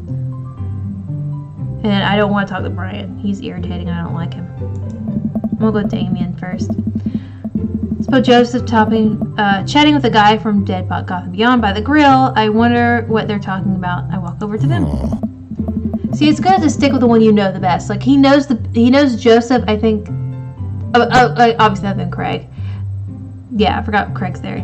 But I would definitely want to go with the person I knew the best. And it would either be Craig or Joseph. But I really just don't want to go with Craig. Because I'm just not a sporty person. It doesn't sound like a very fun game to play, really, when I'm doing nothing but running and jogging and going to the gym. I don't want to do that in real life. I don't want to do that in a video game either. So I'm curious, can you walk me through why you had your house painted black? I guess there's no homeware association. Where do we even start? The house stays warmer in the winter. It provides an artistic contrast to the rest of the neighborhood, and it complements the crimson interior perfectly. It's definitely an interesting choice. Thank you. I'm very proud of my abode. Henry, I was just having a conversation with Damien here about this aesthetic design choices. Damien regards me up and down with a warm but critical eye. How do you do? I don't believe I've had the pleasure. I think I saw you at Dead Gotham Beyond the other day. Damien's face turns bright red. I must apologize for my behavior that day. You see, I take the goth lifestyle very seriously, and to be caught in a ruse by such a corporation as Dead Gotham Beyond was profoundly frustrating. Indeed. I hope you know that while my anger may have been justified, it was in no such way for a gentleman to act. It's okay, man. Do tell me about yourself. Are you new to the area? Yes, my daughter and I just moved in the other day. She was the one that I took to get Dead Goth and Beyond. Very good taste on her part. Does she partake in the goth lifestyle? I think for a second I look over Amanda, who's hanging out with some of the older kids in the neighborhood. Why? Hey Amanda, would you consider yourself a goth? Amanda yells back, I wouldn't necessarily try to fall under one specific label, but I guess if I had to choose, I would describe myself as twee hipster with some normcore leanings. Bats are cool though. Pity. Are you enjoying the party so far? Oh, definitely. Thank you so much for putting this on. It's nice to be in a cul-de-sac where everyone's so friendly and welcoming. Amanda walks up to the conversation. I also like The Lost Boys a lot. Really good movie. Does that count as goth? That it would, my dear. I don't believe we had the pleasure of meeting. Damien, Blood March at your service. Damien finishes this with a flourish and a bow, preceding a single rose and offering it to Amanda. Amanda blushes and returns the gesture with a curtsy. My, do you know how to treat a lady? Whoa. Hello, Amanda. Seemingly out of nowhere, Joseph's twins appear. They are speaking in unison? That's creepy. Hi. Won't you come play with us? That's so creepy. Come play with us forever. God, that is so creepy. Guys, enough with the creepy twin shtick. We've talked about this. Oh. Christian and Christy slowly back away. Where do you think they got that from? Mary pops in the conversation, wine in hand. I don't know. Mary takes a long sip of the wine. I think I might have taped over VeggieTales VHS with The Shining. Who knows? I loved VeggieTales when I was a kid. She takes another sip of her wine. Where's Chris? Wasn't he with you? God, she is not on top of things. You had him a moment ago. He's probably stuffing dirt in his mouth. He'll be alright. Toddlers are pretty resilient. Mary tips her glass to me. Ain't my first time in the rodeo. It's my fourth. I've squeezed 4 little... Sweetheart, would you do me a favor and please go find Chris? That would be great. I'm sure he's fine. Mary. Hey. Okay, geez. Mary finishes her wine and wanders off. Dad, can we go now? Oh, I should have known the punk kid from the school was gonna be the goth guy's kid. Oh, I should have known. What's the goth guy's name again? I think it's Damien. Yeah, it is. Solution. Have I introduced you to Henry yet? Hey, is that punk from me to school? I remember you. Whatever. So that's no way for a young man to speak to his elders. Be polite. Lucian bows. Whatever, sir. Lucian bows again. Mr. Christensen, may I have a veggie burger, sir? His name is Christensen, too? So it's Joseph and Mary Christensen. That is a bit much. Can we run up, bud? Are you vegetarian? Yep. Made it 2 veggie burgers. Did you know that some people in the Victorian era were vegetarians? They describe carnivorous type people as blood lappers. That's weird. Dad. That's really interesting, Damien. Joseph turns to the grill and the henna tattoo peeks out of his underneath his sleeve. I can't believe I didn't notice that before. It looks like the bottom of an anchor. Whoa, is that a tattoo? Yep. I wasn't always a youth pastor, you know. That's so cool. Want to see mine? What? What? He doesn't know his son has tattoos.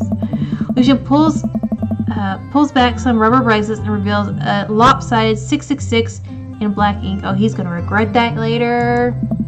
My buddy gave me a stick and poke tattoo last week. I think it's healing up pretty good. Lucian. Oh no. We'll talk about this later. Damn. That's pretty cool. What's the significance of the tattoo? I don't know. I just thought it looked sick. Well, in my opinion, the only reason you need to get a tattoo is because you want one. Carefully, though, that number carries weight. Man, Joseph is way cooler than youth pastor than I thought. I just figured youth pastors popped out of the womb with a Bible. Wonder what he did before preaching. See, after this, I'm a little more intrigued by Joseph. And his wife and kids are really creepy. And then there's a tattoo. Like, I feel like there's more to him than just all the Bible references. Talk to Robert and Brian. Matt, Hugo, and Craig. Burger time. I want to talk to Robert. I glance across the yard and notice Robert and Brian chatting over drinks. God, I really don't want to talk to Brian. He's so irritating. Man, I don't think I want to deal with being a one-up by Brian right now. But I guess I could live with learning more about Robert. Oh no, they caught me staring. Oh no, Robert's waving me over. Shoot. I flash a smile and walk over to them. Hey, guys. Henry, how the heck are ya? Selling the neighborhood alright? Oh, you betcha. Got the living room in order at least. That's great to hear. I've been doing some living room work as well. Finally got that 50-inch in there. Game looks great in high def. Oh boy. Henry, have you met Robert yet? Yeah, we've met. No, you haven't. Robert regards me over with his whiskey. Good seeing you again. Oh, yeah. When he briefly introduced me to the beginning of the party, is what he means. Okay.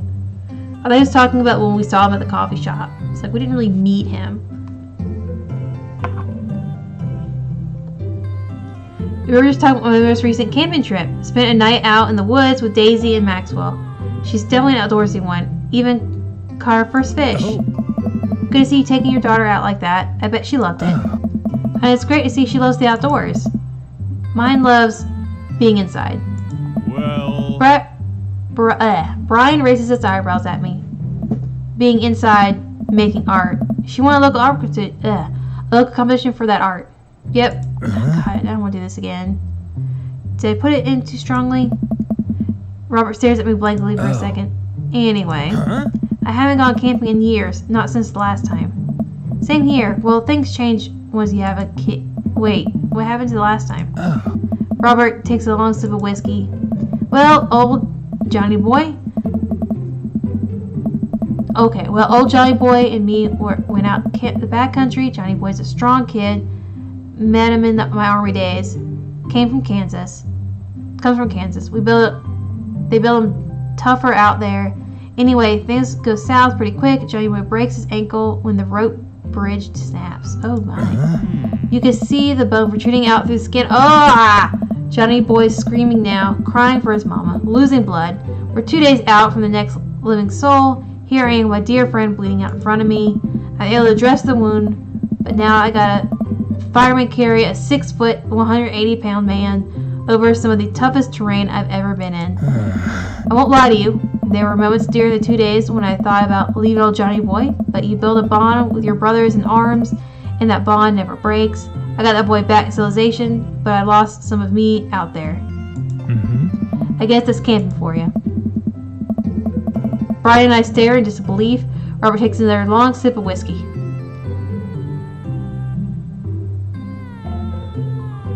What does he mean he lost a bit of him out there? Did he lose a thumb? No, he has lost his thumbs. Did he lose a toe, maybe? They have what looks like a vampire guy on here. Could he be like a werewolf or something? I feel like it's a stretch, but... It seems intense. I don't know. I'm just... Oh, okay. Okay. Alright. He was just joking. Okay. Alright. That was a bit much. I'm just kidding. My friend John and I went inner tubing down the river, and he lost a flip-flop. Missed that kid. Okay, so he has a sense of humor. That's good. Weird sense of humor. But a sense of humor. Brian and I laugh nervously. Or am I kidding? Brian and I tense up again. I'm kidding. Man and Daisy barrel up to us, laughing. Daisy's holding a paper plate in front of her like a steering wheel. We gotta get off this haunted truck. Oh no! The ghosts locked the doors. Quick, hit the emergency escape button. But trucks don't have emergency escape buttons. Then hit the brake, I guess, and then we'll get out of the truck. The imaginary truck. Anyway, we're safe from the ghosts, but now how will we ever survive the Arctic tundra? Daisy, you might have to eat me. Are you prepared to do that? I'm prepared to do anything to survive. That's cold-blooded. I like that. Although I'm not sure I have the materials required to properly cook you. You know, that reminds me of the last time I went skiing. Robert. Wait a second. Are you guys playing Long Haul Ice Road Paranormal Ghost Truckers? That's a long name for a show. Yeah. Amanda and I love that show. It's the best, especially the episode where Cullum hides Flint's keys and Flint retaliates by breaking an ancient cursed urn and sending the spirit after him. Yeah, such quality reality television. I don't watch a whole lot of TV, but I do enjoy that show. That and war documentaries.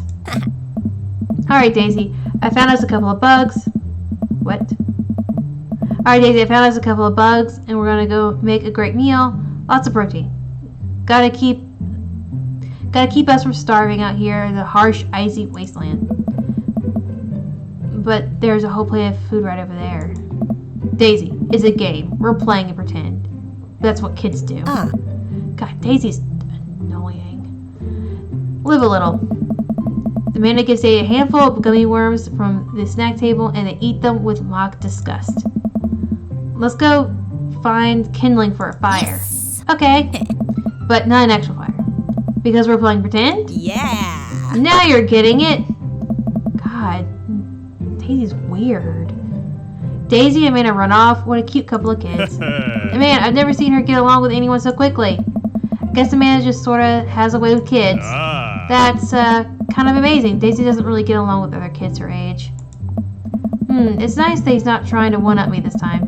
Maybe we can have a regular friendship after all. No. I'm saying no to Brian. She just kind of keeps to herself. Her teachers say she spends every recess in the library. I think the other kids are intimidated by her intelligence. There it is. I wouldn't worry about it too much. Amanda was shy at Daisy's age too. She used to have a habit of crawling under tables and crying every time we took her to the restaurant. She bit people too. Oh, kids, right? Gotta love them. We're required to by law. I hear that. Well, since we're getting along so well, maybe we could try and put together a little play date for them? No. They do seem to get along well, but the thought of continually hearing about all of Brian's accomplishments is rough. Yeah, that'd be nice. Well, I don't want to take up too much of your time. Go meet some of the other fellas. Okay. Is it just me, or these two guys look... maybe it's just because they both have glasses. Yeah. Matt and Hugo seem to be embroiled in the intense discussion. Craig looks on, smiling politely. I walk over and say hello. Well, I don't think it's fair to try and compare the two art movements like that. Periods in art only exist because they're unique byproducts of social and political climate at the time and place, and to try and make something like, say, the Rococo period and compare it to postmodernism in America, you're completely disregarding the context in which a work of art is created. Matt and Hugo seem to be busy talking that they don't notice me. Craig leans. Ugh. Dude, I have no idea what's happening. I'm going to talk to Craig some. I turn my attention to Craig, who seems a little more attentive to my existence. How's the resistance training going on the day? Great, Little River here is a great cheerleader, aren't you, tiny bro? Craig grabs her with his arms and waves them around. You can do it, Dad. I'm so proud of you. Sorry for pooping on you. Oh, she must be a handful at that age. Oh, they always are. Hey. But it's so worth it. Craig grabs River's arms again and waves him around. Also, I'm sorry for throwing up on you, Dad. How are you settling in? Almost done. There's still a few odds and ends to take care of before I can truly call myself settled, but I think we can upgrade the situation to livable. Nice.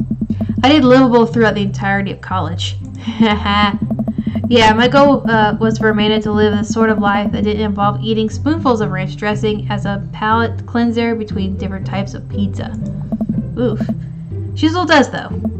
Hey, she takes after her dad. Henry, how are you liking the neighborhood? It's It's pretty nice. Everyone seems super friendly. Oh. Seems like your daughter is fitting in just fine. Matt points across the yard to where Amanda, Daisy, and another young girl are playing.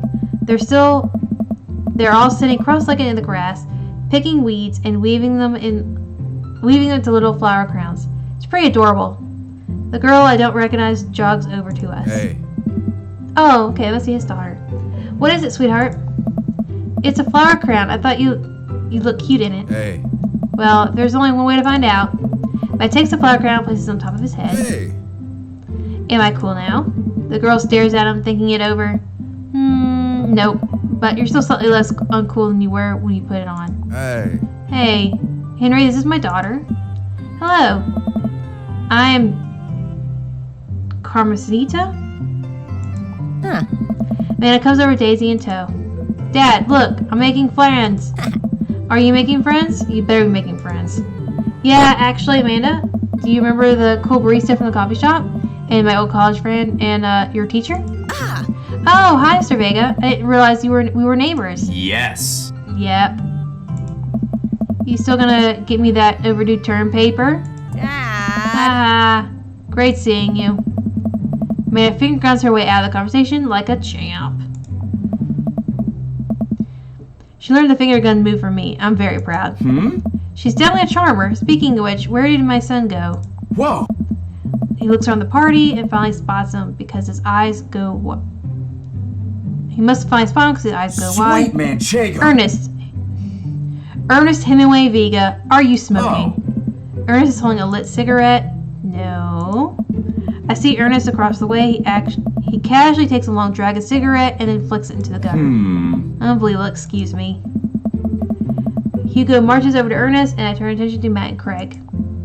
Kids, right? Oh. Man, I do not envy Hugo. The last barbecue we had, Ernest tried to shove a sprinkler down Joseph's pants. Nearly burned down the half of the yard. Sparkler, not sprinkler. Okay. Oh. Yeah, the barbecue we had before that, he actually burned down half the yard. Oh, Lord. And then it sprayed to my lawn and burned down half my yard, too. That looks like a punk. Hugo walks back over to us, practically dragging Ernest along with him. Hi, everyone. Sorry about that. Henry, this is my son, Ernest. I really expected one of the dads to be like the dad of, Noah, or yeah, I think it was the name of the kid that she had a crush on. I expected like one of the dads to be the dad of Noah, the guy that my daughter has a crush on. So I'm kind of surprised.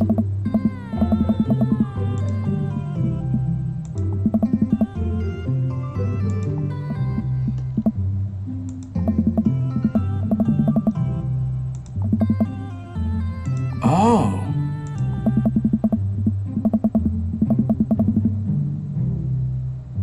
Okay, I'm in 8th grade. God, are you happy now? I'm sure we were just dying to know. Yeah, good for you. Can I go now? I'm tired of talking to old dudes who blame my generation for the failing economy. Yeah. Ernest. Oh yeah, because I'm totally embarrassing you. Ernest pulls out earbuds and storms off, standing in the corner. Well, that was certainly something. He seems nice. Hugo puts his hands in his eyes. I'm so sorry. He's having a really rough time. As much as I want to be the cool dad, I have to be the authoritative dad, and he clearly resents me for it. I mean, I think as a dad and a teacher, that's about as authoritarian as you can get. Honestly, are any of us cool dads? Is it even possible to be a cool dad? What? I'm cool as a cucumber. Oh. See that right there? You can't say that.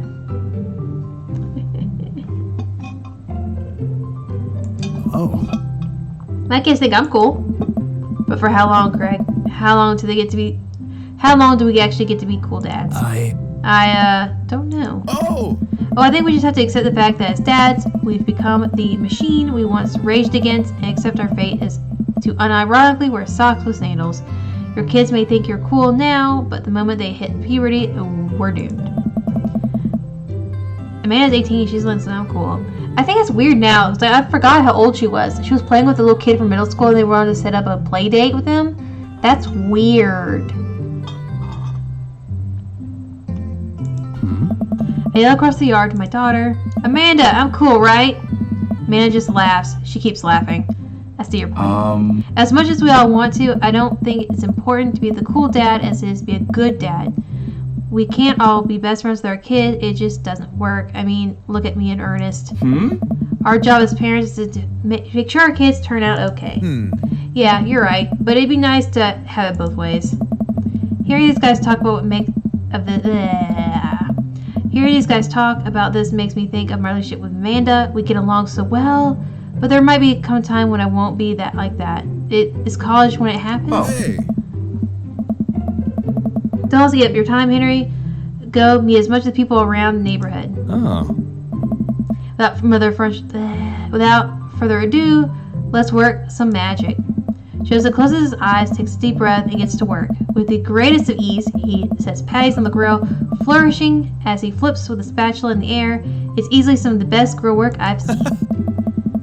You guys think this is it? Oh god, I am so bad at words right now. I did not sleep well last night, so I'm a little frazzled.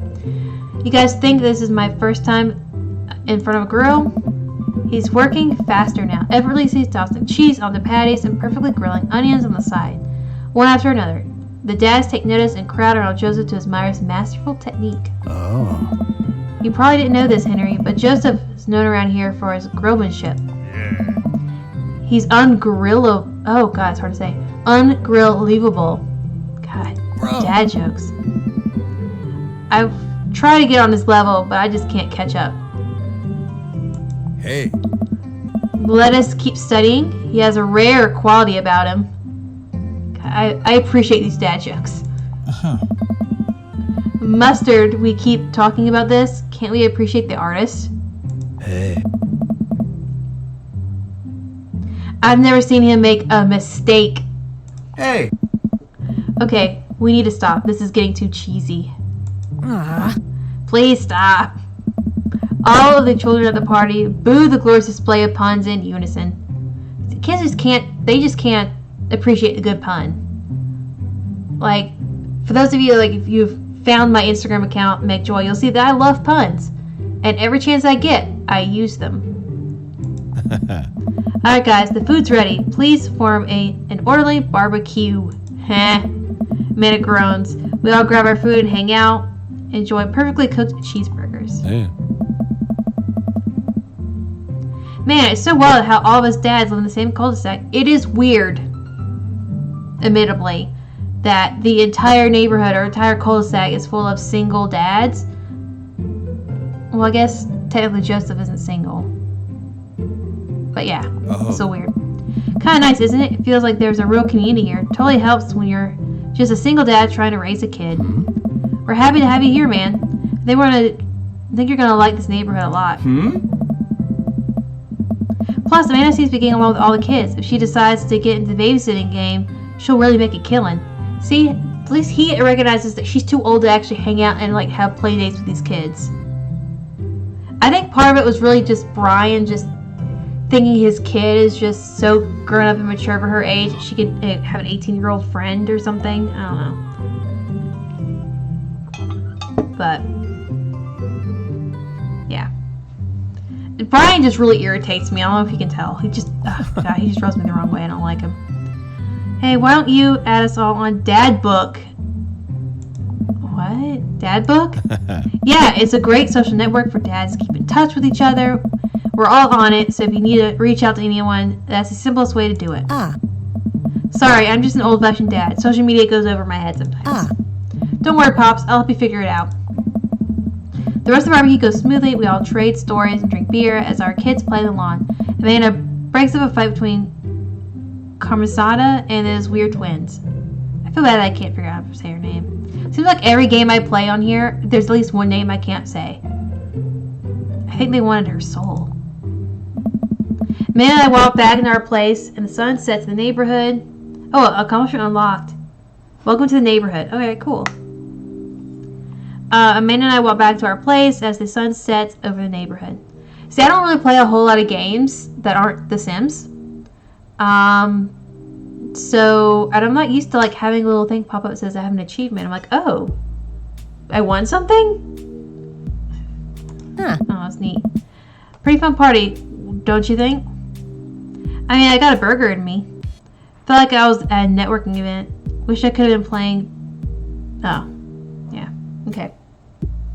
See, I think it did kind of feel like a networking event.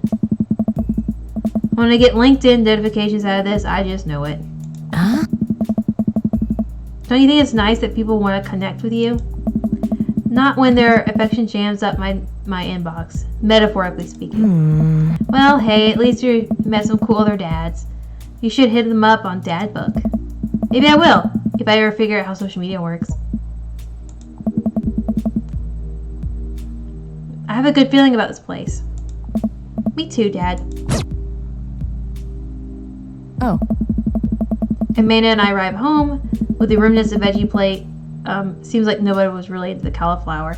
Well, there were 2 other veggie plates for not that big of a group of, like, barbecue or whatever. So it makes sense there's leftovers. Any big plans for this evening? Actually, yeah, I'm going out with some friends. Oh. Is that okay? Of course. Just keep me posted and come home before midnight. Okay, so she should not be going out. She has an overdue term paper, and she's falling behind in her, at least one of her classes. He needs to put his foot down and be like, yo, dog, you gotta do your homework. He's just too much of a friend dad and not much of a, dad. Huh? I don't know. What do I know? I'm not a parent. Whatever. Yeah. Huh. Oh.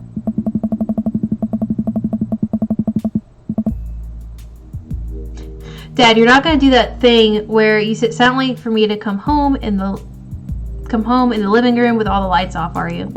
What? No. I've never done that, and I will never do that. Okay. Do you have any plans tonight? My plans were kind of eat ice cream and watch TV with Amanda, but I've got something to do. I'm gonna work on some stuff, see how long I can sleep for, throw a party. Honestly, you probably still have some unpacking to do. Oh, dad stuff.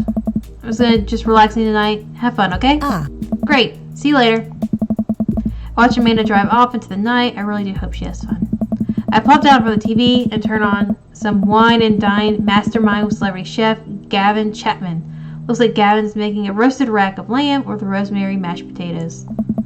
I love to be able to cook like that. Although I think if I was actually good at cooking, I use my powers for evil. Just like making baked Alaskas all day instead of any food of real nourishment and substance. That is me. Same. If I could actually cook good or do anything in the kitchen effectively, I feel like I just make... I say that, but I know me. I would just probably sleep pasta as much as I could.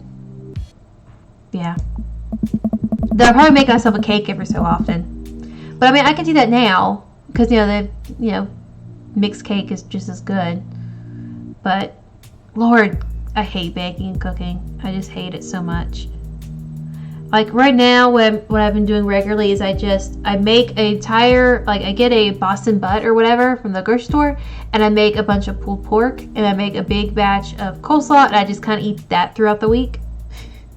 It's keto, so it's fine. Also, cabbage and stuff has a lot of nutrients in it, so I'm fine. But I just kind of meal prep that and eat that throughout the week because I'm just too lazy to really cook every day. I lose track of time as I blaze through several episodes of Wine and Dine Mastermind and also one episode of a cooking show called Meat Hell. I'm not sure what that one was about. It was just a lot of yelling.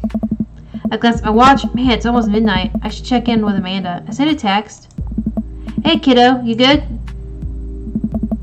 I wander into the kitchen as I wait for a reply. Amanda's phone is almost always in her hand. I'm sure she'll respond soon, unless she's driving home now. In which case, I hope she doesn't respond soon, because I definitely taught her better than to text and drive. The kitchen is bigger than my kitchen. I reach to the freezer and grab an ice cream sandwich. It's a little late for this, but I think I earned it after a long day of socializing. I check my watch again, and then my phone. Nothing yet. Okay, I see now. I'm worried. Do I call her? Do I call the cops? It's way too soon to call the cops. No, it's just too soon for that. I'll just send her a gentle reminder text. Hey, what's up? Half an hour passes by. Now I'm really worried. The episodes of Gavin Chapman's Meat Hell are not only worsening my anxiety, but possibly exasperating it with all the yelling. So I keep pacing around the house, waiting for her to come back. I bet he is not even going to address the issue that she's coming in past curfew and worrying him without, like, checking in. My parents would have freaked out. My parents probably would have called the cops by now. Why didn't I find out where she was going? Wait, he didn't even know where she was going?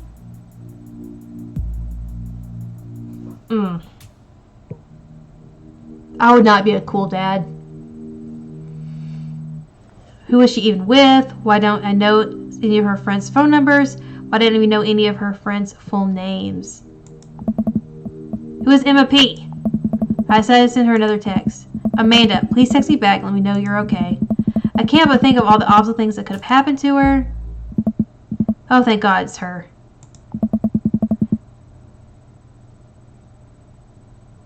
Okay. Amanda opens the door and shuffles in. Finally she's back home. I'm glad she's okay. So, wait, she's so chill about this? Is she really this chill about being this late for curfew and not letting me know? And Claire, she's seen my texts. God.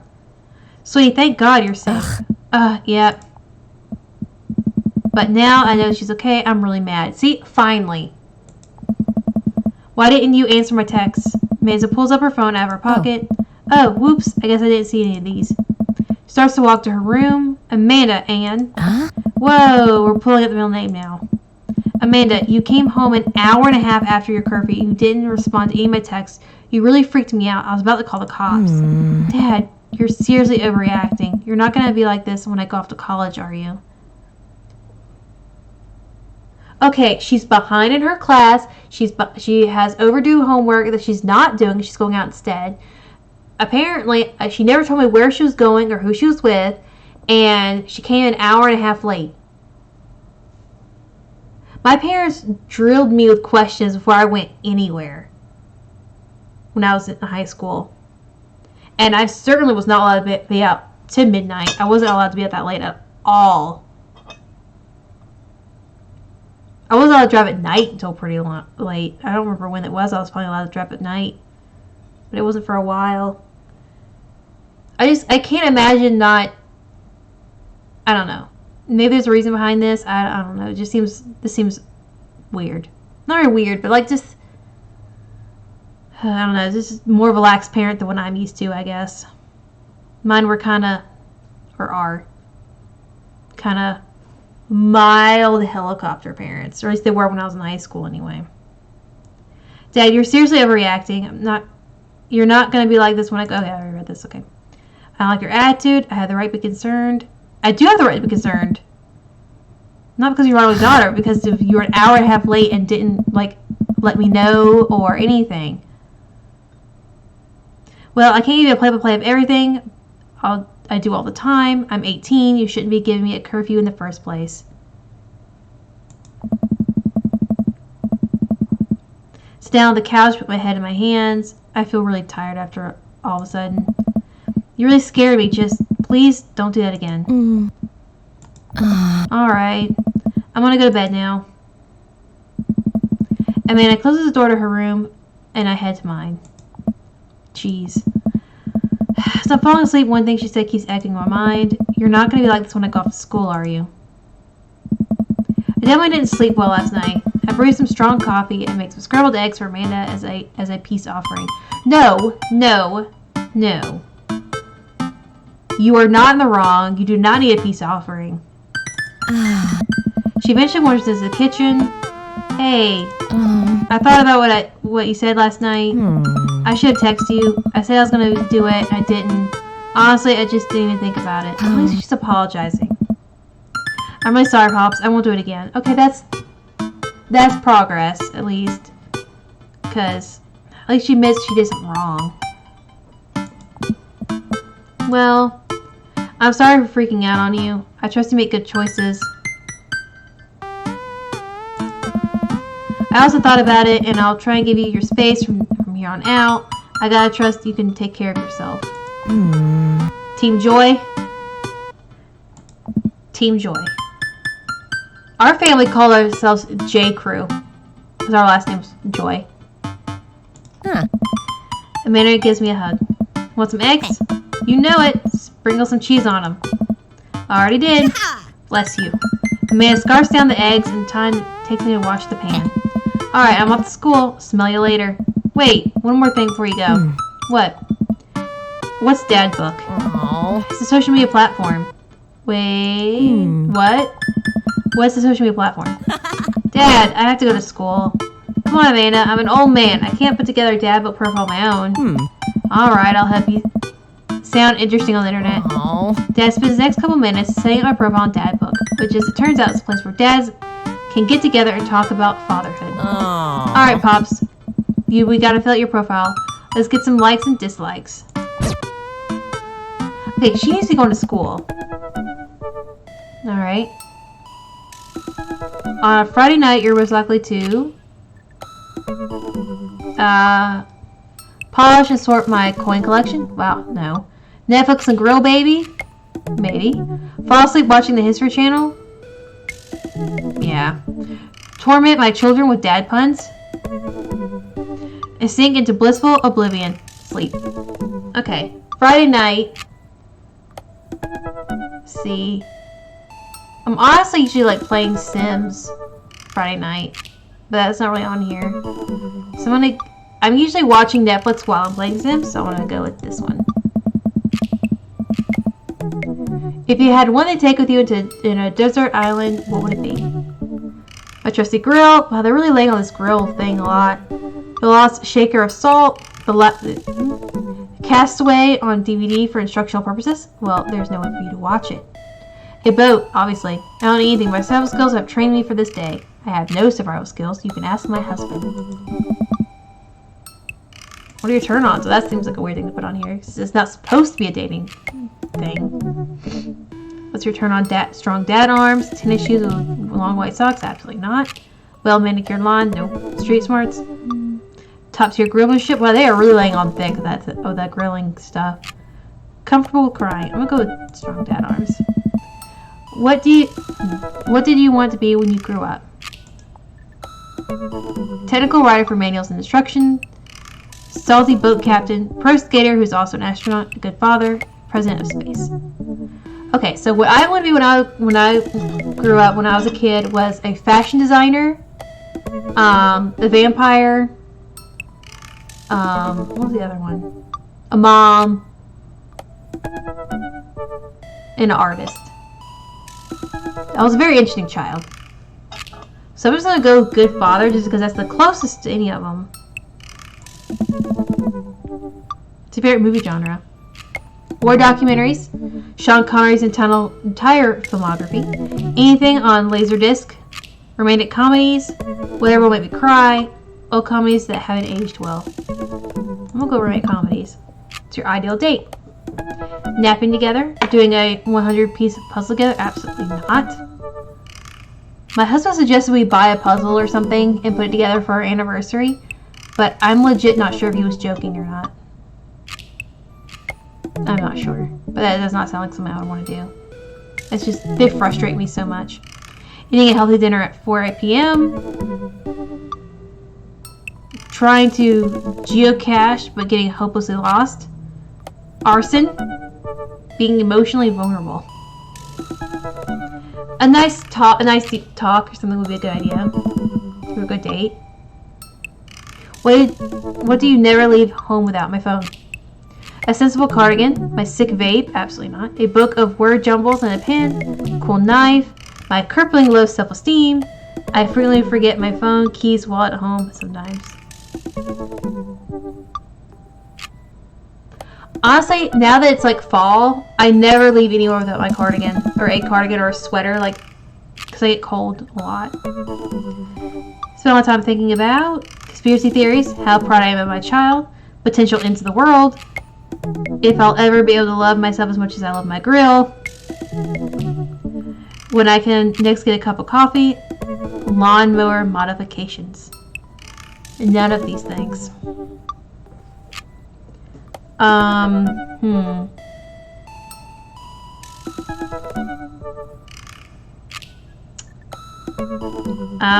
just recently watched Zombieland. That was really good, actually. I really liked the second one. Not as good as the first, of course, but still pretty good. So I'm gonna go that is thinking of potential into the world is the closest thing. See, that wasn't so bad. I really need to let her go to school. She was already kind of she's already out the door and she's doing all this. It's gonna take forever. She messaged one of them, or more than one of them. All the dads seem pretty interesting. Okay, I promise I'll make some friends. Amanda gives me a hug. Go get him, Dad.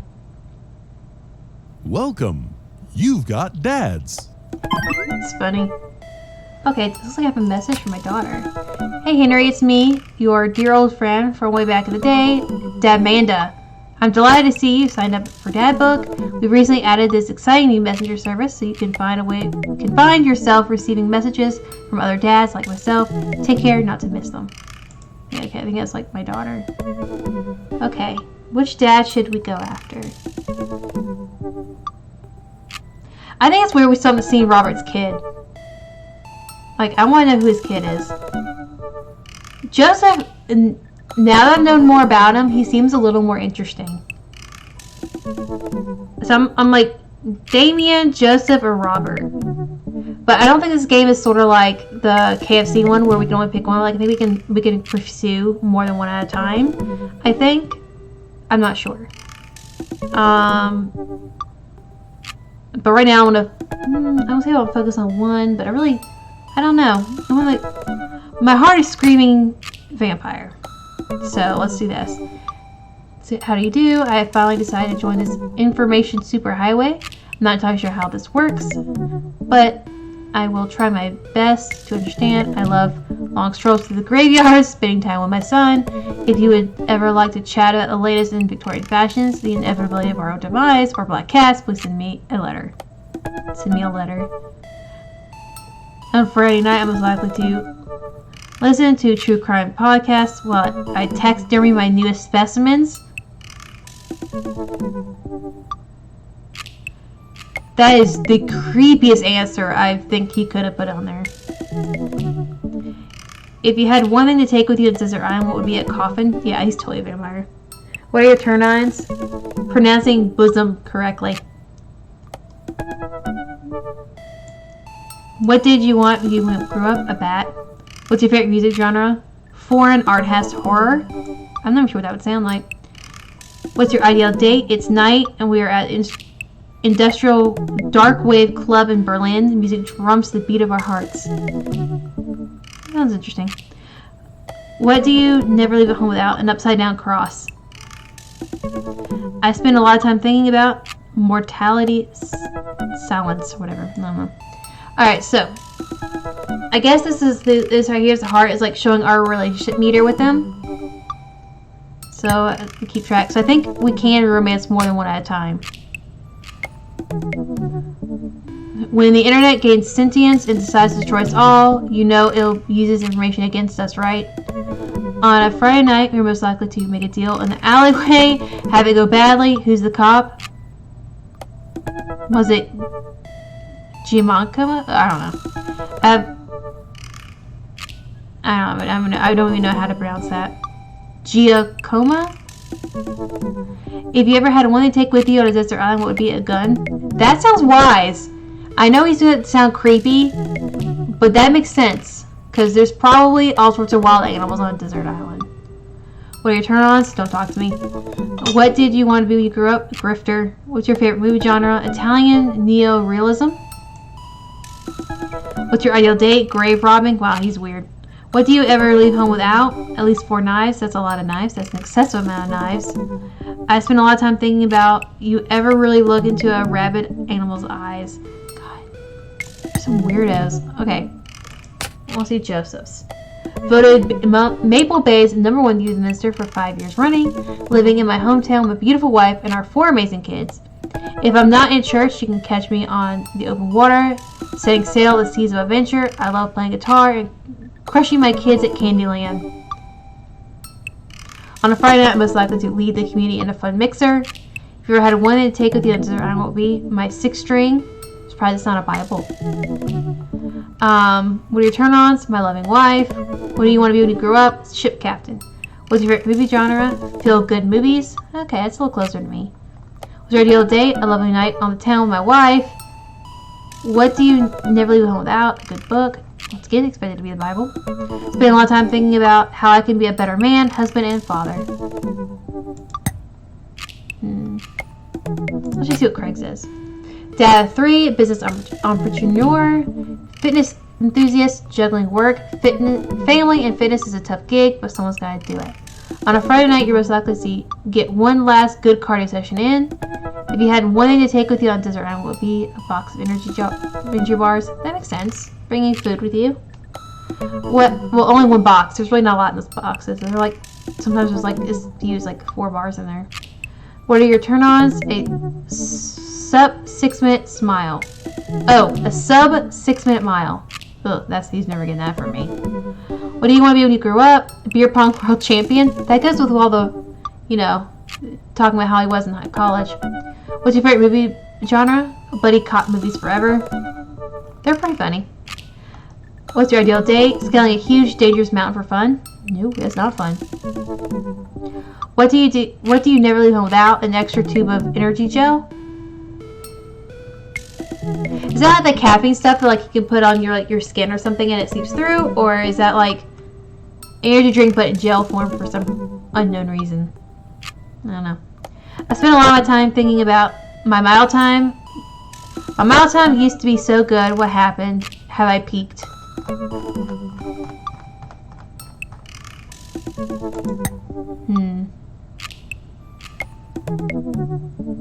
I really don't care about these here as much. Just though I think he's really nice and he's fun. I would pick him, but like I said, I've already seen the playthrough for him, so I'm just like, I already know what the answers should be and stuff like that. So I think that's kind of like cheating, because I really want to play through like an honest playthrough, and so I don't really want to pick him. He irritates me to no end. I want nothing to do with him or his weird kid. Maybe, though I don't think it's a good idea to start a romance with a teacher at my daughter's school. I don't think that's a good idea. So I think I'm going to go with Damien, just because of my inner emo kid really wants this one. So I'm going to hit message.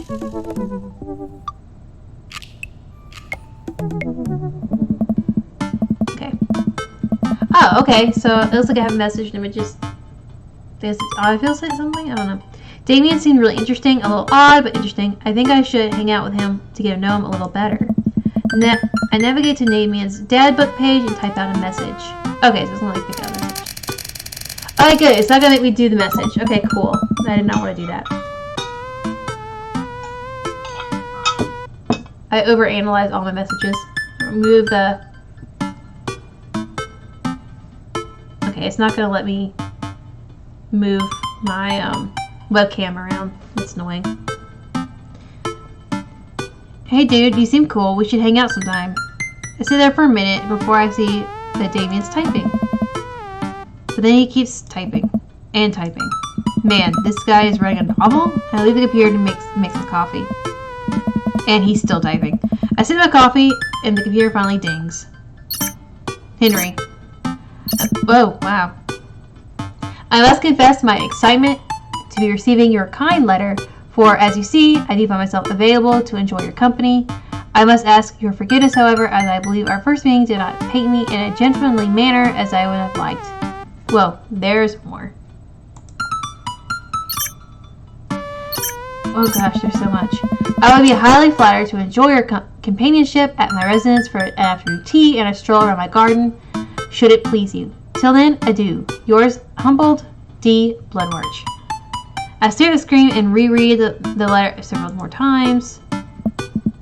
Hey, Amanda. Amanda pops out of her room. Her eyes are a little puffy, almost as if she'd been crying. Hey, are you alright? Oh, yeah, Fine. totally. I'm cool. No, she's not. She's lying. Ah, I think that Liam, or whatever his name, Noah, that's what it was. It's Noah. I think he's been a jerk.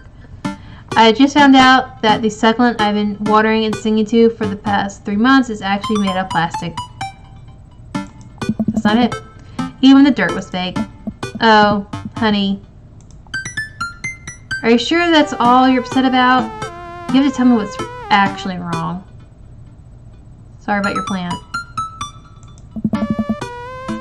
Why are you lying to me?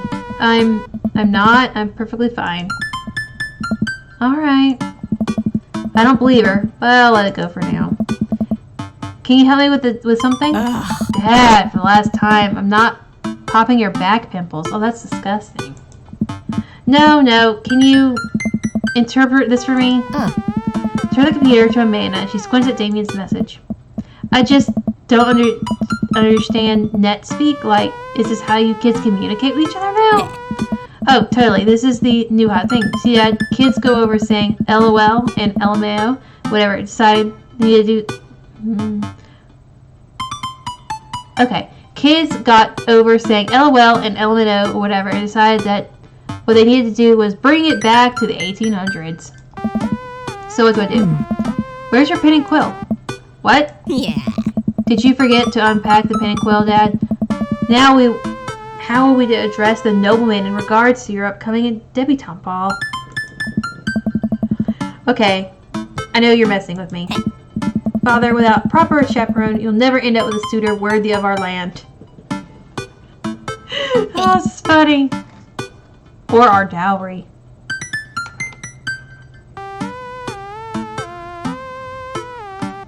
Okay, it is almost 11 o'clock, so I think I'm gonna call it quits in a few minutes. It's like 15 till. So in about 15 minutes, I'm going to go ahead and sign off wherever I am, save my progress, and I'm going to stream again. I think I might go ahead and stream again tomorrow just because of when I did the poll for what day. It was actually pretty close for either Saturday or Sunday. So I think I'm probably going to stream again tomorrow. I don't know. Check out my Instagram pages and you'll see. I always post what I'm doing.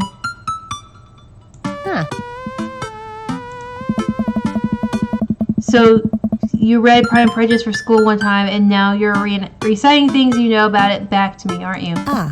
Like the first 5 pages, then I read a review of the movie. Still gotta be though. I love that book, and I am upset that she didn't actually read it. But whatever. Great. So what do I say, Damien? I got this. Amanda reaches over to me and types on the keyboard. Sure thing, dude. Regards, Henry. Man hits his button and smiles at me. Well, I suppose that's that. Okay. I think after, like, this whole meetup, hanging out with Damien thing, I think that's what I'm gonna call it quits. But I'm gonna go ahead and do this because I'm curious what his house is like. And also, I really want to know if he's an actual vampire. He really seems like he might actually be a vampire, which is gonna be fun. So much fun. I make the short walk over to Damien's house. Well, I guess I can't really call it a house. It's more of a manor, estate. The Gothic architecture looms above the other houses in the cul-de-sac. Did he, like, make his house like this? It seems weird that their houses are all so different. Because this looks nothing like the house that I live in. At all. Like, this doesn't even look like it's in the same, like, part of town. Much less the same cul-de-sac.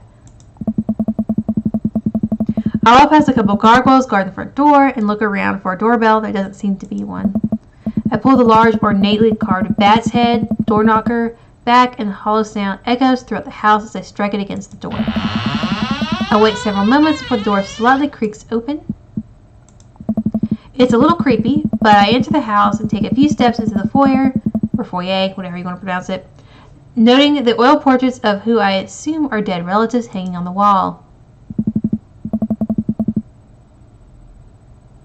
As I'm admiring them, the front door slams shut behind me. That's super creepy. Hello?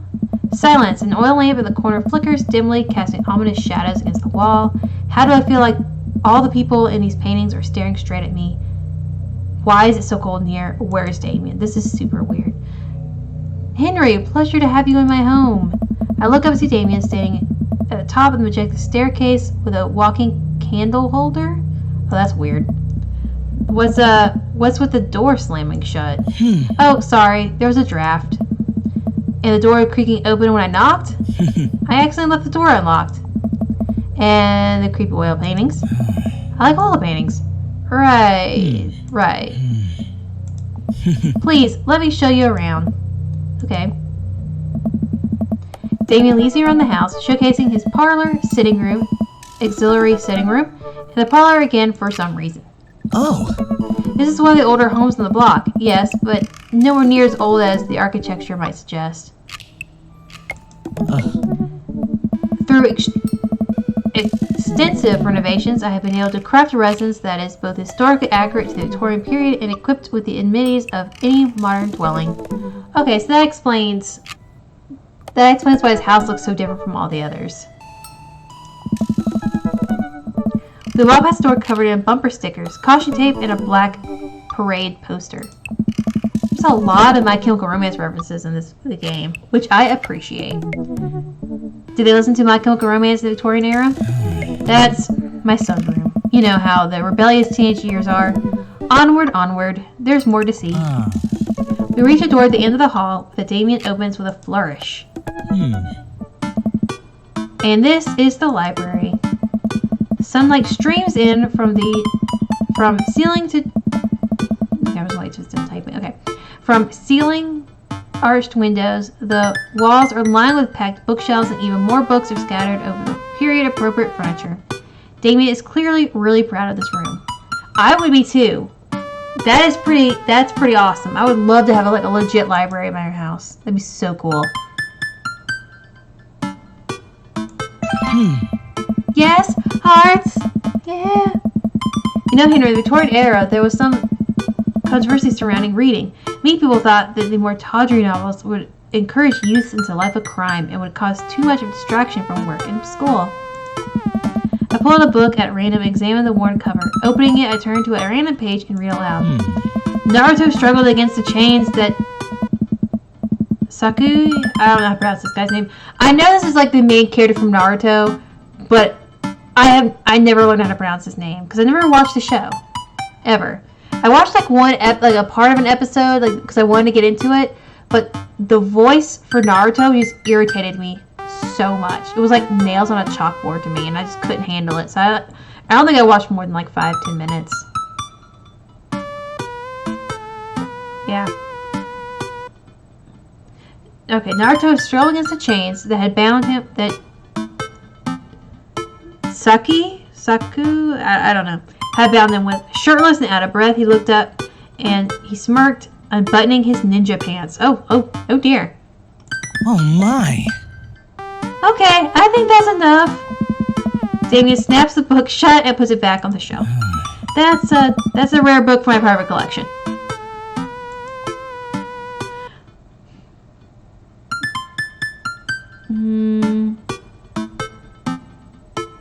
Cool butterflies. Yes, so we're hearts.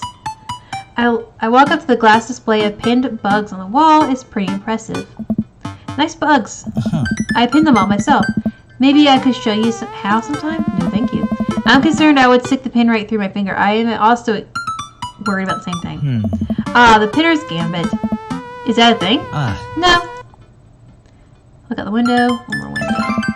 Yeah, more hearts. I walk to the window and am greeted by a beautiful view of Damien's backyard. It showcases a beautiful view of the rest of the cul-de-sac. Hey, I can see Craig on his lawn. He's doing push-ups with his daughter on his back. Damn. He sees me and waves happily, doing push-ups with one hand now. God. I can't imagine being that in shape. Did you know that Victorians spend at least 20 hours a week gazing longingly out of full-length mirrors? Windows. Why did I say mirrors? Wait, really? No, but Victorians did appreciate telling a good joke. Please, will you join me for tea? I know Damien. I followed Damien to his sitting room where finger foods have already been set out on a beautiful tiered silver tray. Yeah, I saw that when I came in. I take a seat on one of the high-backed chairs as Damien pours and serves me some tea. I can't believe they are having high tea. I never thought I'd get to do this. Damien smiles to himself. What? Oh.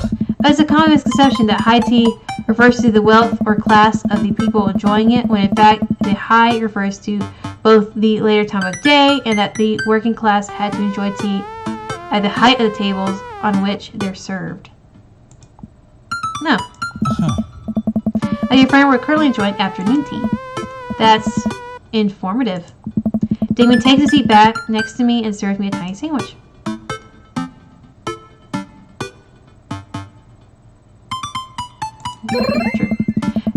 Yes! Got some hearts and some eggplant emojis. Seems like you really put a lot of work into this place. Huh. Thank you. Huh. No one's ever complimented me on my home before. Hell, I can barely get matching salt and pepper shakers in my place, and look at what you've done. I'm kind of jealous. That's very generous of you to say. What got you interested in the goth stuff? Well, when I was a young boy, my father... Did he take you into the city? Sorry. Did you guys see a marching band? It's the songs from it's the song from Black Parade from My Chemical Romance. That's how it starts. I didn't embarrass how long it took me to realize this point was going on. Afraid I don't understand. You're serious? Of course. But it's, you know, the song. Amanda made me listen to it. Seriously? I'd love to see a marching band. Nevertheless, I've always had a love for art, history, and fashion.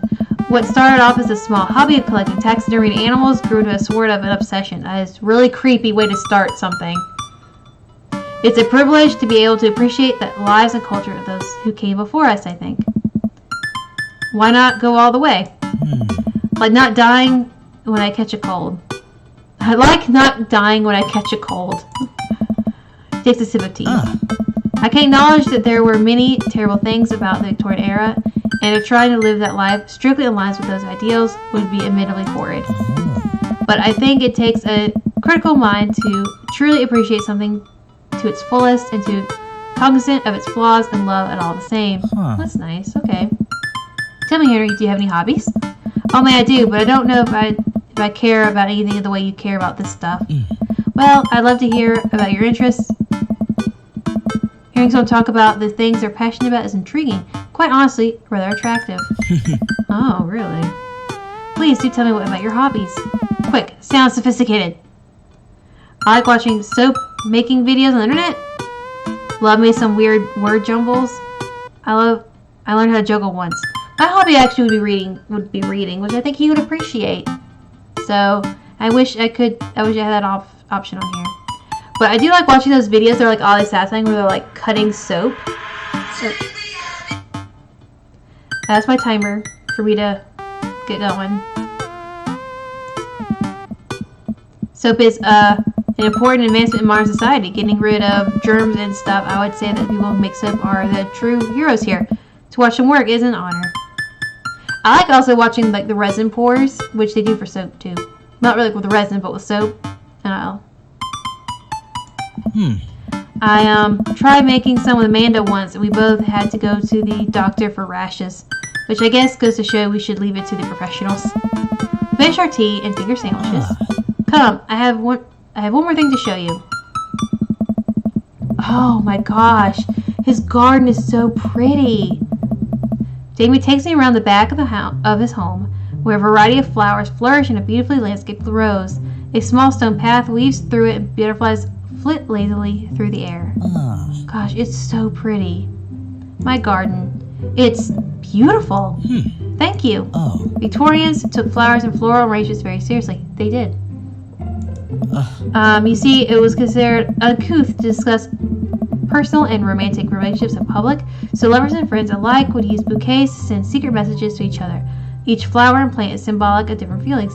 Yes, I had to read about it when I was in one of my history classes in college. They had a whole book on the different symbols and stuff that flowers represented. Like, I remember some of them because we had to, like, one of the projects or something was we had to send a message with flowers, and we had little pictures of little flowers supposed to send a message, with them. It was real fun. I tried buying the book again at a bookstore later on because I wanted to send little messages like that to my grandmother or my great grandmother and stuff, but I couldn't find any book on it. Race none that was cheap enough for me to afford. I found a several $100 textbook, of course, but nothing anything other than that. Even more interesting is that one flower could mean different things depending on the other plants it was paired with. One had to be extremely careful, as even the style in which the ribbon was tied around the bouquet affected the message. Yeah, there's a lot to it. It was a whole book, like I was saying. Damien leans down and plucks a gorgeous bright orange flower off its vine. Lumium, I don't know, I'm not going to pretend like I can pronounce this. The orange lily, what do you think this one means? My loins are ablaze. Thou art the tightest. Oh, good. 3 cheers for sweet revenge. That's a song from My Chemical Romance. Oh,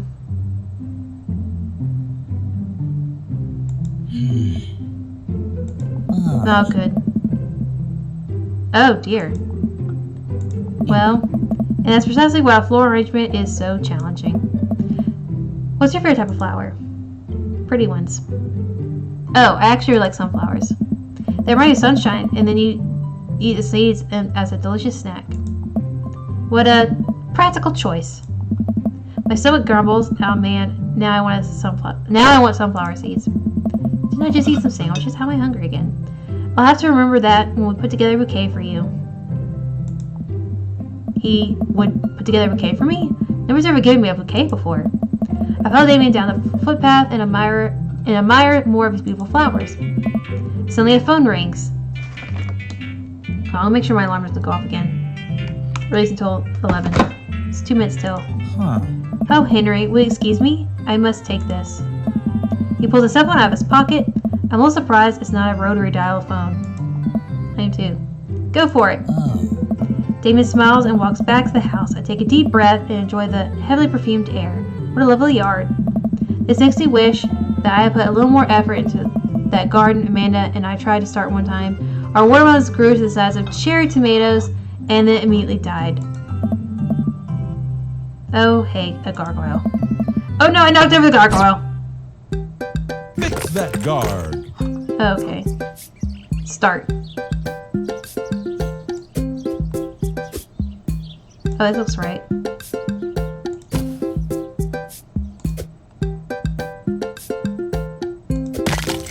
Oh, it's not right.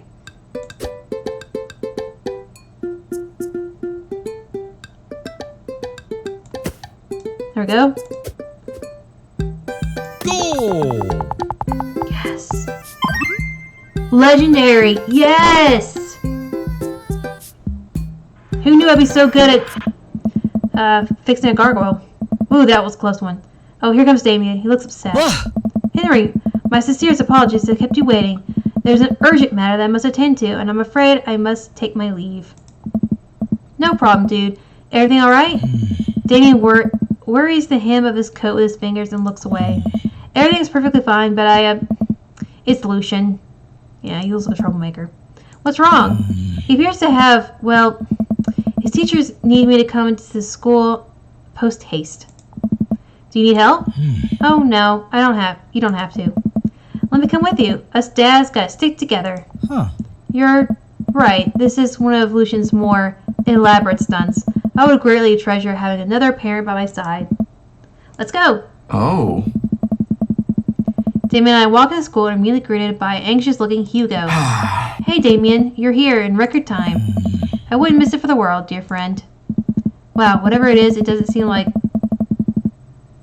this is Hugo and Damien's first time with the "My kids are in trouble" rodeo. Well, yeah, he looks like a troublemaker. What is it this time? This, Damien, you have to see it. You have to see the belief. Damien and I fall in a step behind Hugo, who leads us through the busy quarters of the school, past by several classes in session. And I vaguely want to remain as around. Hugo, well, she better be around. She's in school. Hugo eventually rushes us into a small boiler room with a flight of rickety stairs leading down the darkness. Okay, that's not good. Watch your step. I can hear faint voices drifting up from the basement, and they don't sound happy. As I led into the deeper depths of school, I can recall the antics I got into as an angsty middle schooler. At least I had enough sense to stay out of the creepy basements. We found another teacher in the boiler room, tucked away in the back of the basement. With him are Lucian and Ernest, Hugo's son. Lucian has a bloody nose. Doesn't look bloody. Thanks for coming. I can't make heads or tails of this. I look around the scene of the crime and see a bunch of bricks and some masonry tools scattered around. What happened here? Ernest punched me. Lucian tried to kill me. What? The room falls silent. I was not trying to kill you, dumbass. I was just trying to build a brick wall around you and see what would happen. You promised there was wine down here. You tricked me. Whoa, wait a second, Lucian. Did you try to cast of... I don't know how to pronounce it. I'm going to pretend like I can. I'm neither confirming nor denying that. I turned to Damien and whispered to him, What's the cast of... It's a classic Edgar Allan Poe short story where a man gets his enemy drunk, lures him down to the cellar with the promise of wine of a fine vintage, and then buries him alive under the brick wall. Or behind a brick wall. I don't remember that one. Oh. It's a lovely story. So wait, Lucian, you tried to do that to him? I was curious to see how it would turn out. I wasn't actually going to leave him there. What was the thought process here? That Ernest would just be going to sit still while you slowly built a tomb around him? Well, it worked for like 20 minutes because he was an idiot. But then he realized that I lied to him about the wine. And you were cackling maniacally. That sort of tips me off. Ernest, 20 minutes. Dad. Huh? It took you 20 minutes, son. We just did an entire 2-week unit on the cast of... And it took you 20 minutes to realize Lucian was leading you into an elaborate ruse. Did you even read the story? I read the first 5 pages and then read the review of the movie. Huh? It's only 5 pages long and there is no movie. Haha, yeah, you're right. I paid Lucian to read it for me. Actually, he didn't even pay me. So when you think about it, it was me teaching him a lesson. Damien and Hugo both have their heads in their hands. You guys are always trying to tell me to engage in literature, and I did. I don't see a problem here.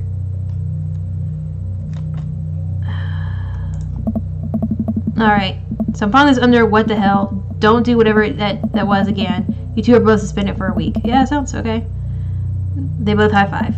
The teachers start to stomp downstairs. Hugo, I'll cover your class. Take your son home. Mr. Bloodmarch, you too. Thank you for your mediation. Well, I'll head up the stairs and get out of the school in tense silence. They all pile in my car. I'm not going to therapy again. I know, so it's entirely up to you whether or not you want to go. But I care about you and I can see that you're struggling, so if you decide that you would like to speak to a professional about your feelings, we can do that too. Maybe you can spend the next week looking for a summer job. I know how much you want to get your own car. I can't believe Damien is keeping us cool. I'm impressed. Fine. Thanks for not freaking out too hard. I love you, son. We should continue staring out the window. I love you too. We spend the rest of the drive in relative silence.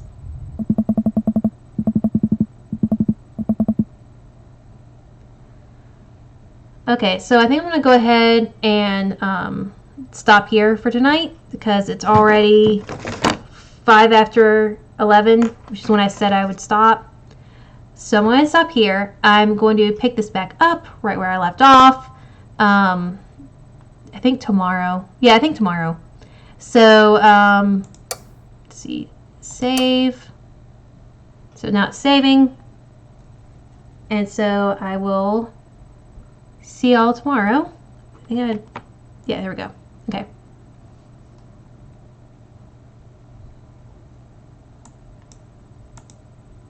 Okay. So that's all of Dream Daddy for tonight.